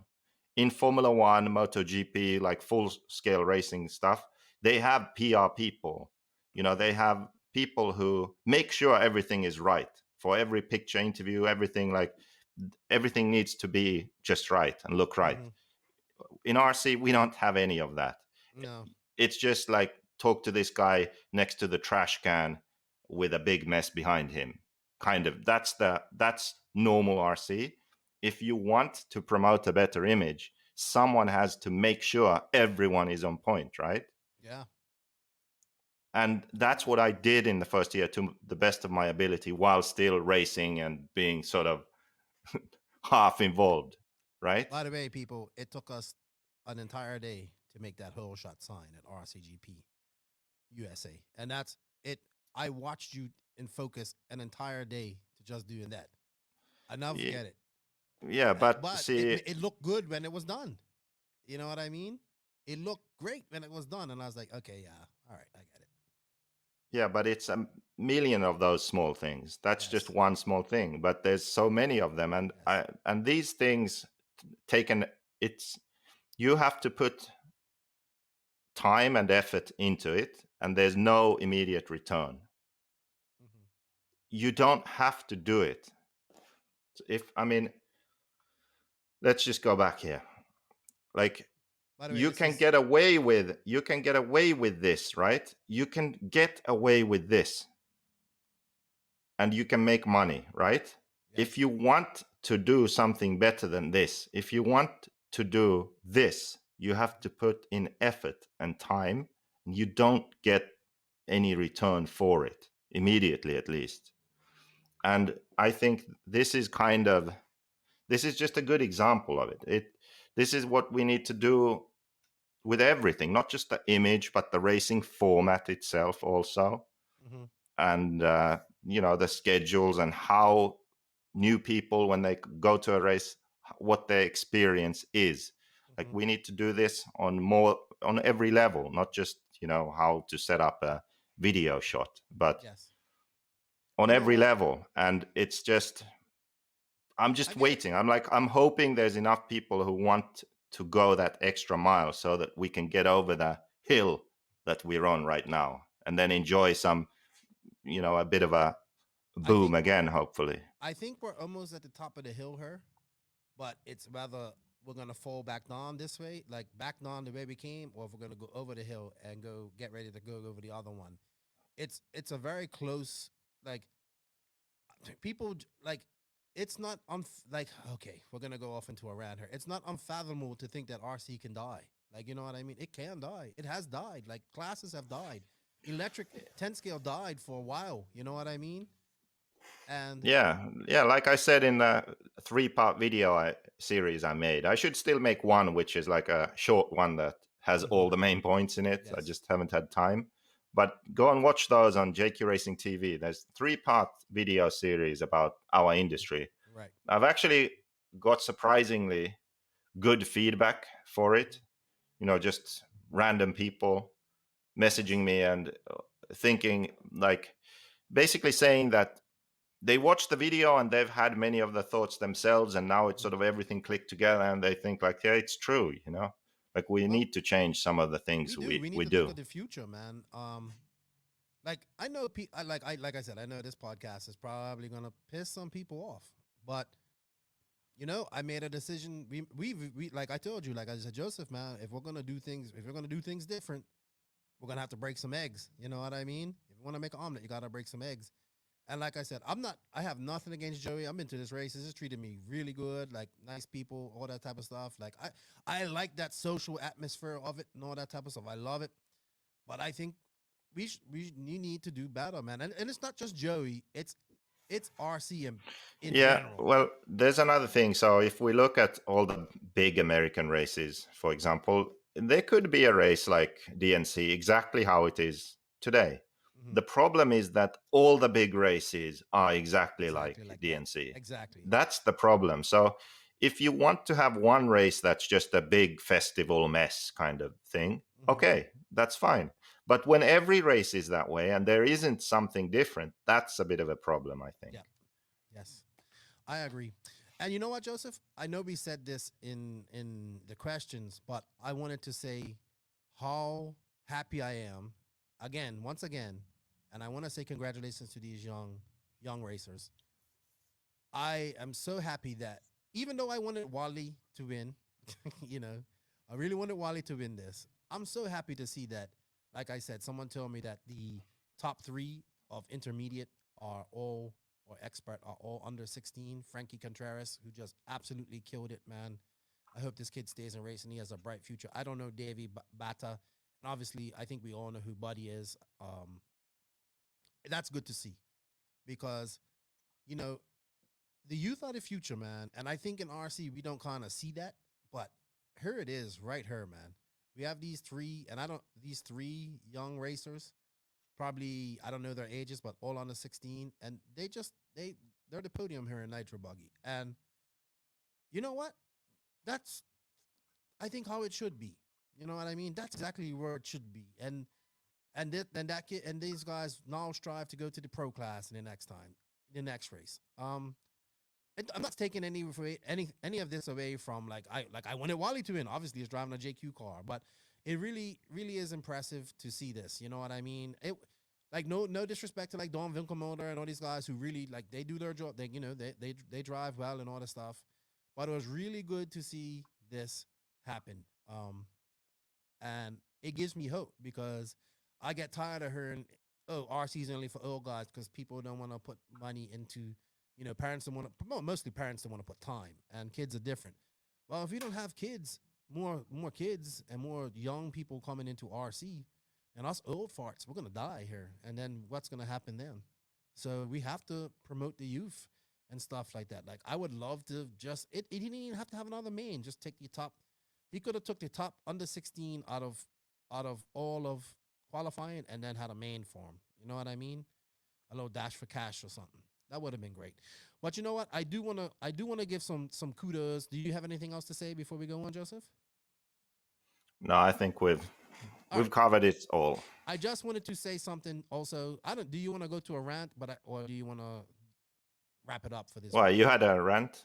I do have a rant, but maybe we can save it. Well, you know what? Actually, you're not going to be here next week, so let's. I just wanted to say in closing before we get off this subject. Kudos to Joey and his crew for doing a race for 22 years. It's freaking awesome, man. I love the DNC. I'm upset I wasn't there this year. It looked like probably the best one I could have attended. It looked like everybody had a lot of fun. That looks great. There are some issues I have if like, COVID regulations and stuff like that, but I'm not telling people how to run their lives and all that type of stuff. I just prefer that we can at least if you don't believe in what's going on, at least use the mask so we don't get look like it, like people just brand us as you know Now, that these people that just don't care about anything, right? Please, I know what you're gonna say. You can talk about the Stallion. Scotty, No, I he had should to have. post it. It was the weirdest thing I've ever seen. So Scotty gets ready for an interview Mhm. with Ashton Abdul, and he just goes, like, what the fuck is that?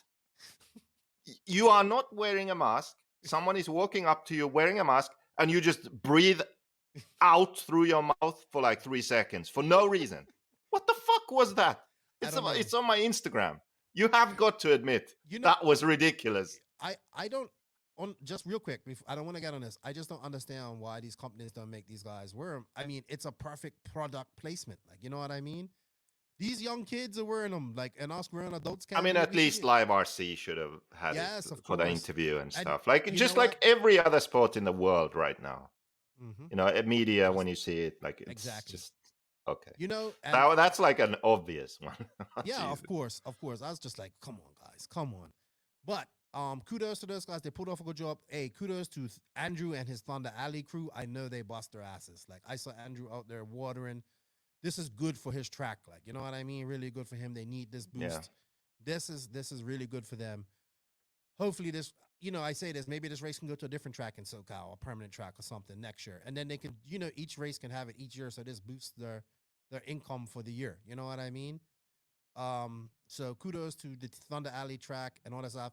I want to shout out to everybody who made that race awesome. Like I heard about the party and all that stuff. Yeah, I get it. A lot of people ain't into all that stuff, but hey, it looked like a lot of fun. You know. As for rules, like Greg said, if you don't call it out, nothing changes. So we got to call that out. And Live RC, man, I know Joseph, you and I give Live RC a lot of crap, but they really and you can and I'm gonna and we say they really up the game and okay, yes, the cameraman was a bit wonky, well, very wonky, but they got better and they had a lot of cool features and I like that type of stuff and I like the driver spotlights and I thought and to me I like that shows that they care and they're putting effort in and kudos to them to Live RC for stepping up the game and doing a good job on that sense and for bringing us coverage. I know, look, Joseph, you're gonna give them some crap and say this and that and all that stuff, but the first time back at a race of all these new cool things, let's give them. I think they're going to PNB. Let's see what they do there. You know what I'm saying? Yep. All right. Like I said, I hope you guys enjoyed this little part of our DNC recap. Sorry about Degani. I know, like you tell him to move, and I know he's moving, just like he was in his interview. I didn't know you could jump that step up.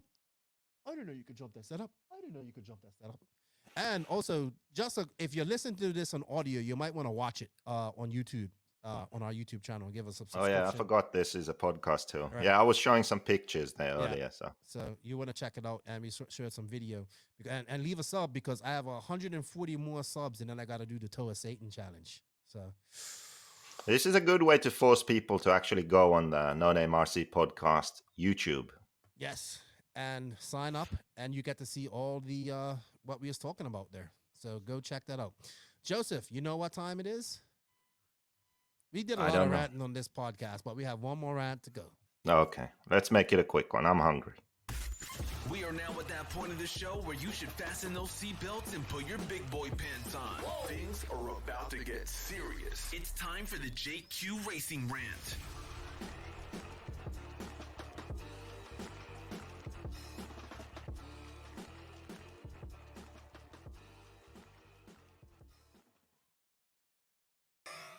Hey, welcome to the JQ Racing Rant, everybody. I have to wear this Mugen hat because I made a bet that Fenn would he would dominate, and he didn't. So I made a bet with Michael Kuntz, and he said you got to wear a Mugen hat on the podcast. And I dug this out because I still like Mugen. I was a big Mugen supporter. You can see all my Mugen cars there. Mugen Mafia. I'm all Mugen Mafia on the JQ Racing Rant this week. So here you go, Michael Kuntz. I'm wearing my Mugen hat. All right, Joseph. So I had this thought, and I was actually talking to somebody this weekend, and they made a great point. You know what they said? Now would be the time for a new governing body in America to come up and overtake Raw. Huh? Why now? I don't know. I guess because they just think Raw is completely going to die without getting any races to make money. But now would be the time. Oh, they have like $200,000 in the bank or something. I can't remember. Right. Well, now would be the time to make we need Norca or something back. Raw needs competition, man, because it's obvious that Raw is not interested in doing anything you're wrong. to improve. That's the worst thing. The worst thing would be to have multiple federations. That's the worst thing.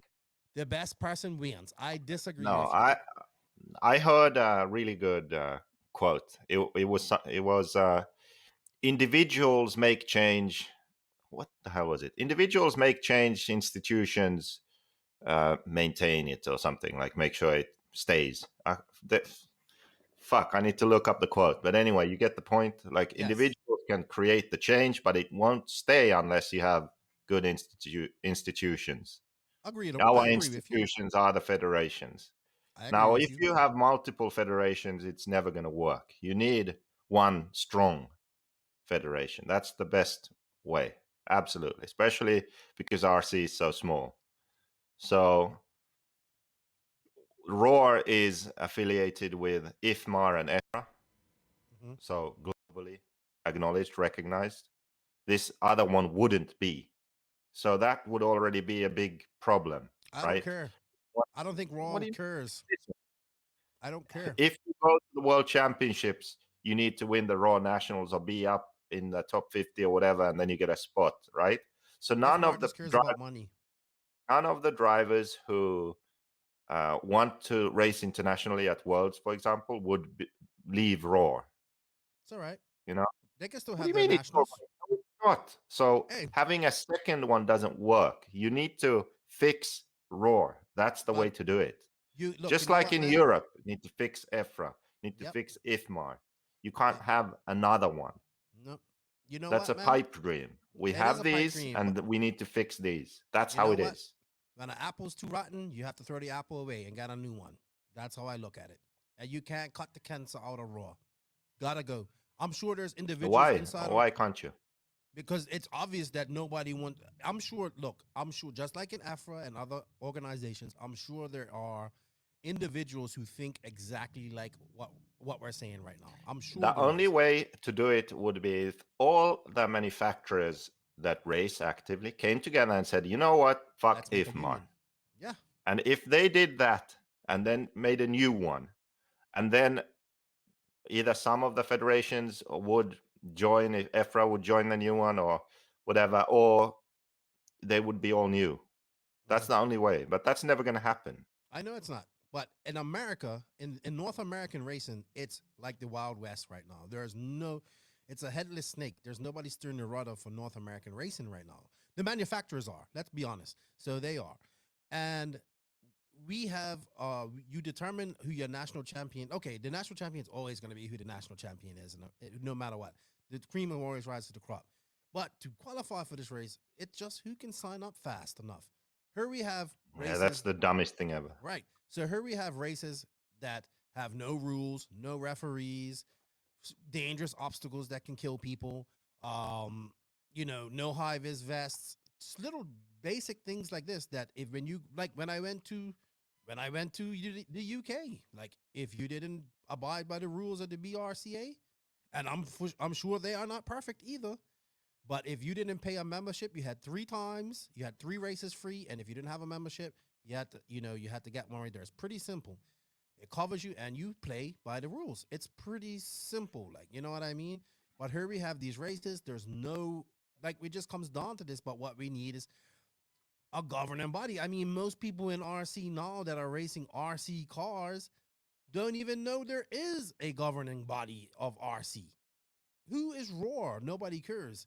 Because they don't do anything. I love their race that they put on every year for the Fuel Nationals. But what does Roar do to promote RC in America? What does Roar do for RC racers? Absolutely nothing right now. It gives them some insurance. But what does it do? It doesn't give them, is Roar doing anything? Like, instead, like, Joey could have had a Roar referee come and do this race. Why? You know what I mean? Why not do things like that? Get a guy from Raw to come in and do this race to give racers a fair race. Like, you know what I mean? Something. Like what? Like, but Raw just don't care. Pay our money, and that's all we care about. So if they don't care, and it's impossible to get it to change, obviously it can't change because people have been trying for years.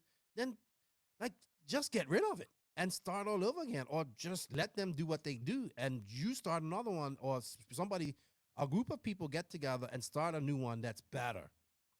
And then people will see they don't need Roar. And then Ifmar would say, well, we want money, so you got to join anyway. But that's the only way I can see things changing. It's just start over again. It's too. Isn't president of IFMAR a guy from Roar right exactly. now? So that's never going to change. They aren't going to not work with Roar.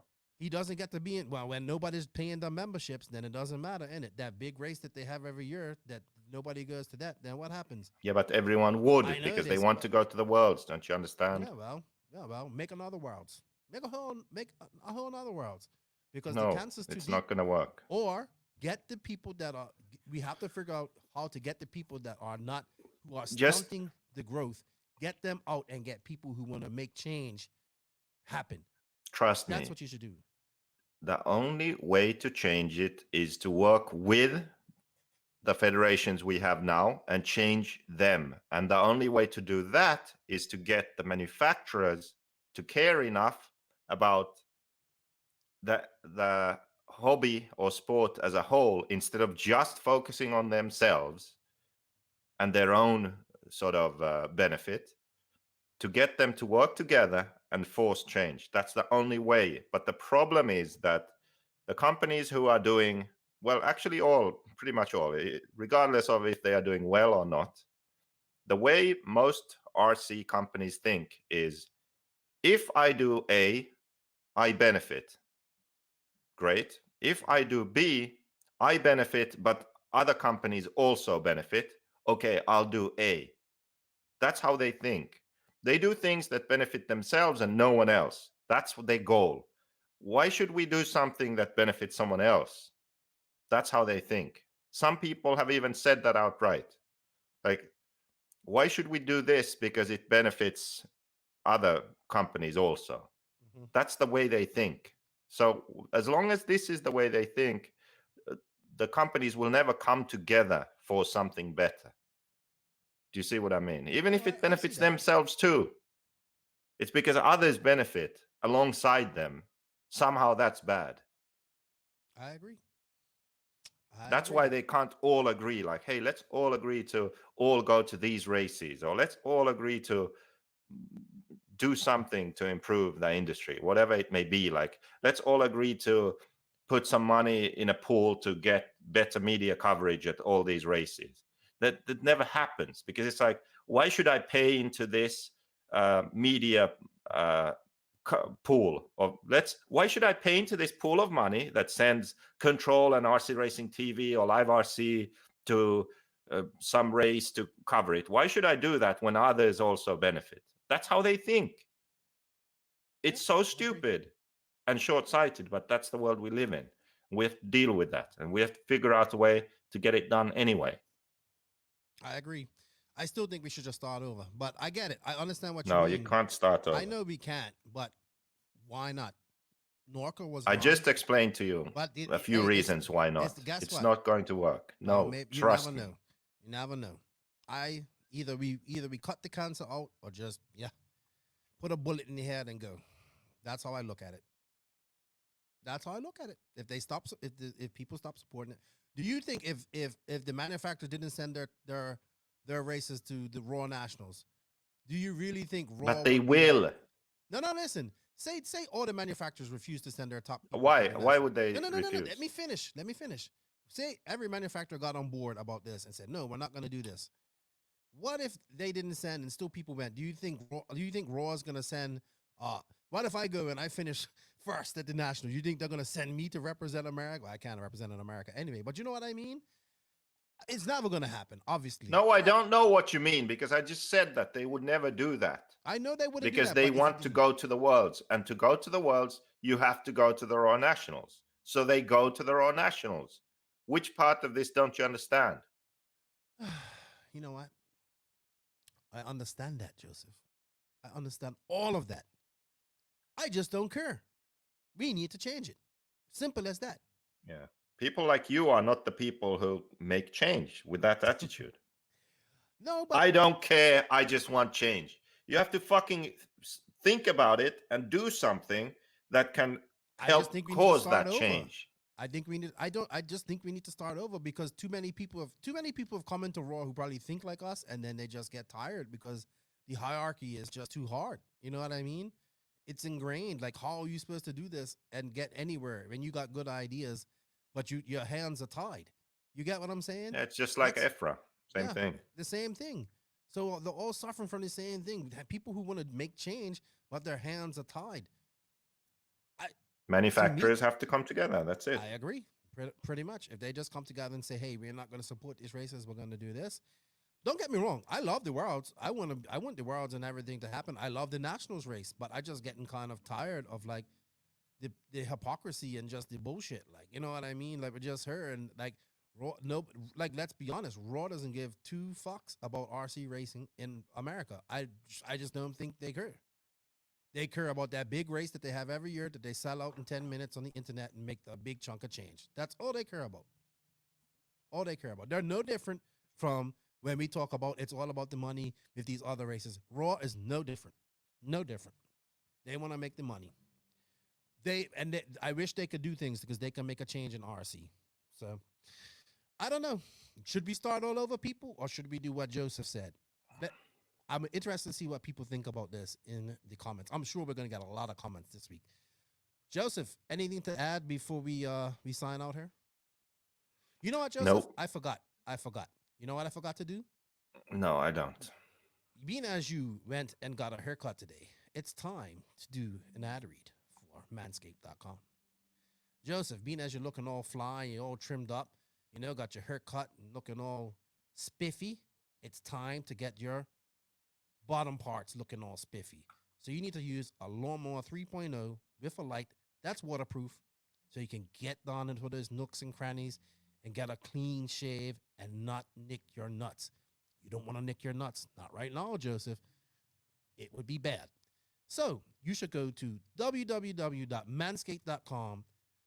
Use the promo code NONAME in all caps. Save 20% off your order and get yourself the Lawnmower 3.0 kit with the Beluga underpants, your ball deodorant, your spritzer, and they even have ball wipes. Check out manscaped.com, showing Manscaped support, shows the podcast and support, and trust me, cut through the jungle to find your manhood, and your wife will thank you. Thank me for thanking you, or whatever. So check them out, manscaped.com. Joseph, I think that's it. What are you pulling up here? Let's look at raw financials. Okay, I can't really see this, but Oh, wait. I can see it now. Wait a minute. Share the whole screen. I got it. I just put it on full screen. Don't worry.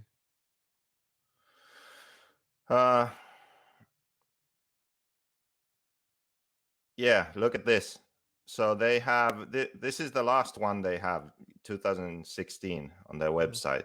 So they have over $200,000 in the bank. That's what I remembered.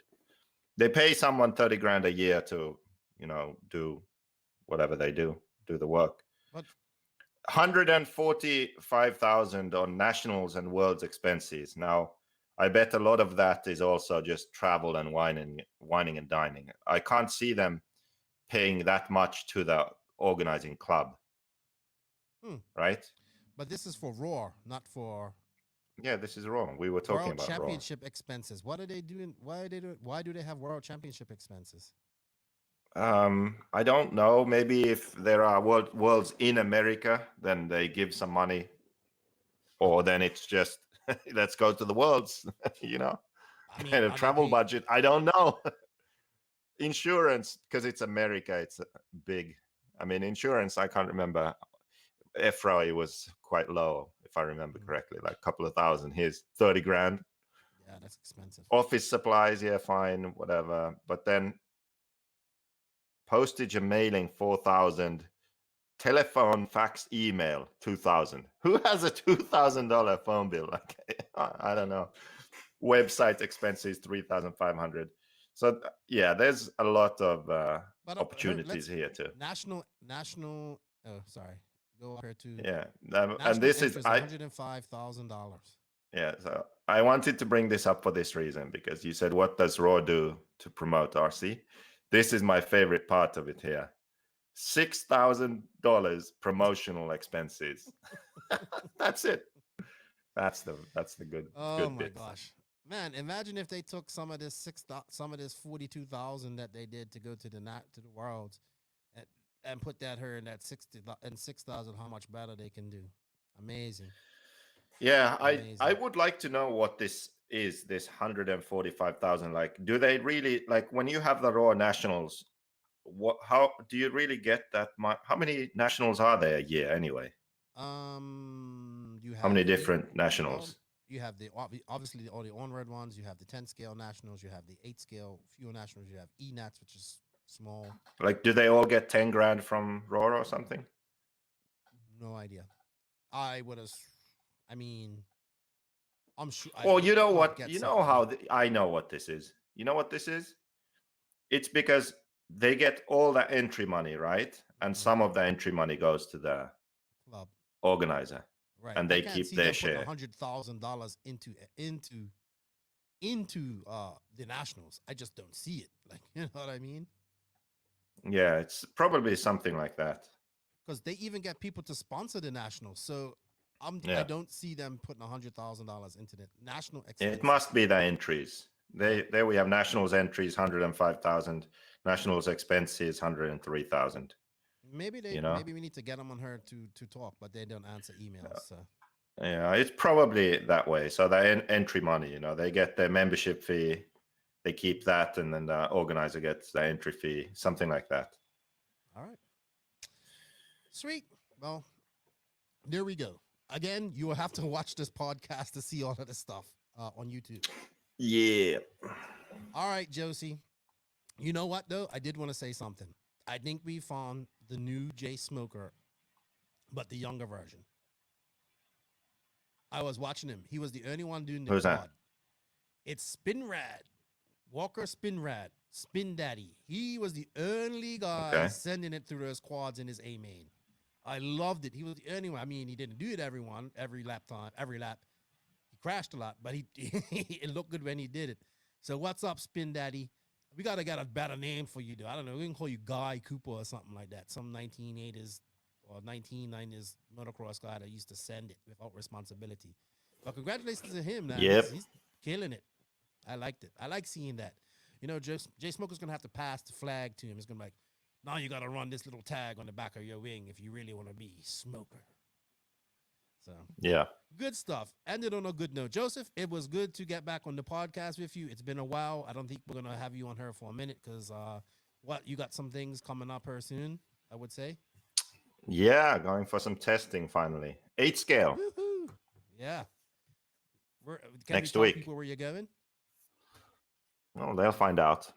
You don't want somebody's Secret location next week. In the sun. I'm gonna be Having fun in the sun. How long will you be away for? 10 days. Okay, so I don't think we'll have you on the podcast for another 10 days. Then I would say. Yeah, maybe I can Okay. if the Wi-Fi is good. Okay.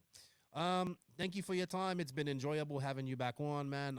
If you guys missed it, we did some lives with Max and even called out Brent this past weekend from DNC. I am gonna get those up on audio. Thank you guys for. I guess what? Hey, man, people, please. I know we're gonna be pissed off a lot of people this week, but hey, DNC was awesome. It can just be better.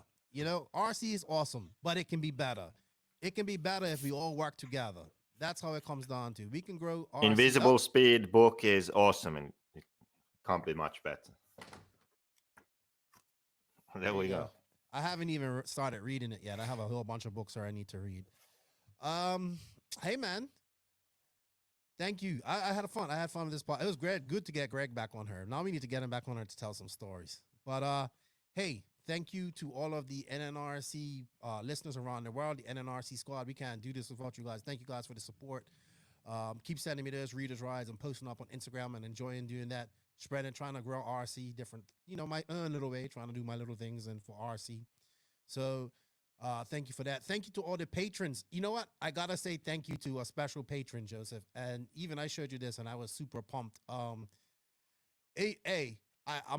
have to say I'm actually very proud of this. I'm proud of all my patrons, but I got a special patron and is actually a world champion. And should I say his name or should I? I just want to say thank you. Should I say his name, Joseph? Do you think he wants it done? Ask him when you have him on.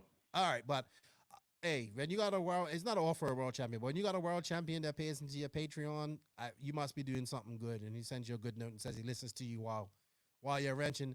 The patrons is what keeps this podcast alive. Like the patron part of this podcast is what's going to help this podcast go to races and stuff like that and do different things. So, and you help keep some of these bills paid her because, hey, we got bills to pay. So I want to say thank you to all the patrons. If you wish to be a patron, you can. The links on the written description. Joseph, you have links to, I should put links to your Patreon and her too. If not, please go over and check Joseph's channel, JQ Racing. We need to get him to 10,000 subs so he can go to Kyosho Masters with a Kyosho. I wonder if the Kyosho Masters is happening. You would have to talk to Savoya. Oh, no, I remember this. Yeah, I checked this. So there's a problem. The RCGP and Kyosho Masters are on the same date. In June? Yeah. Oh, I'm hoping Disaster. RCGP happens. I'm hoping RCGP happens. Please happen. Because I want to go to Portugal. Yep. So go check out Josie and sign up to his thing. Also, check out Max Mort. He's been coming on her and help him get to 1,000 subs. Remember, when I do 1,000 subs, I'm going live and doing the Toe of Satan. Also, I have another Toe of Satan here, and I'm looking to help any RC. If there's any GoFunds out there or anything like that, or anybody trying to raise money for any RC racers, anything out there, let me know because I need to do a Toe of Satan challenge to help raise money for them. I like to do something every year for some charity or for some racer, and I don't think I didn't do one in 2020. So I would like to do that this year. So if anybody has any suggestions, I don't mind a little bit of pain if it helps raise money for somebody that needs it. And I will do it for my YouTube, or maybe I'll get something else. I'll do something else hot or something super sour. Shout out to all the sponsors of the podcast. Mayako, obviously. Tekno RC, great showing for them. JQ Racing, shout out to all my JQ Racing family. Don't worry, guys. We ain't going nowhere. We're only multiplying.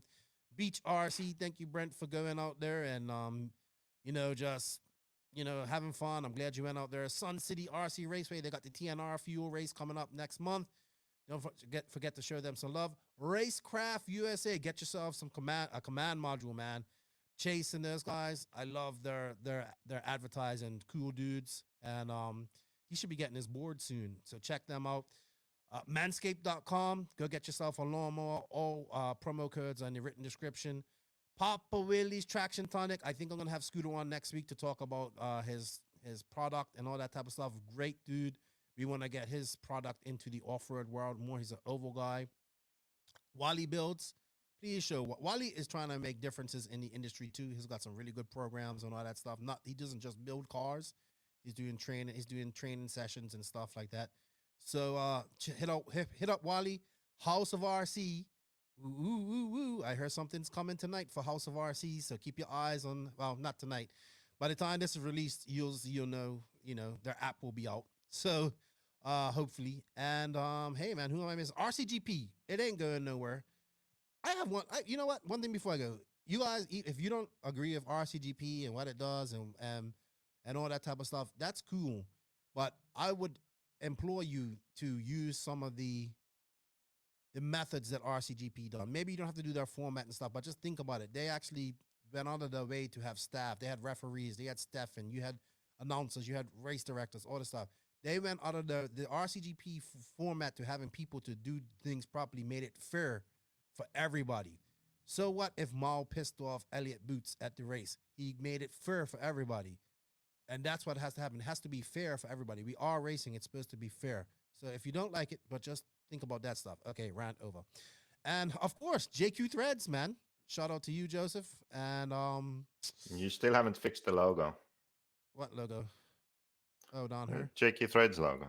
Oh, I gotta get on the Barbarian about this. He's doing all this type of stuff. So we have a couple more sponsors probably coming on her later on. So we'll see. Hey, Joseph, anything to add before we sign out here? Goodbye. Everybody, Nitro is the glory. E-Buggy pays the bills. If you ain't grinding and sliding, lefty, let me get this right. Lefty, out. Thank you for listening to the No Name RC podcast. We greatly appreciate all the support and love from you, the listeners. Without all of you, none of this is possible. Special thanks to our patrons on Patreon. If you wish to support the podcast further, you can at patreon.com/NNRC podcast. As a patron, you will receive early releases, special content, and patron-only giveaways. Also, please follow us on Facebook, Instagram, and our website, www.nnrcpodcast.com. Remember, Nitro is the glory, but E-Buggy pays the bills. If you aren't having fun, it doesn't make sense. And if you ain't grinding, you're sliding. Lefty out. Nitro is the glory. Nitro is the glory. Nitro is the glory.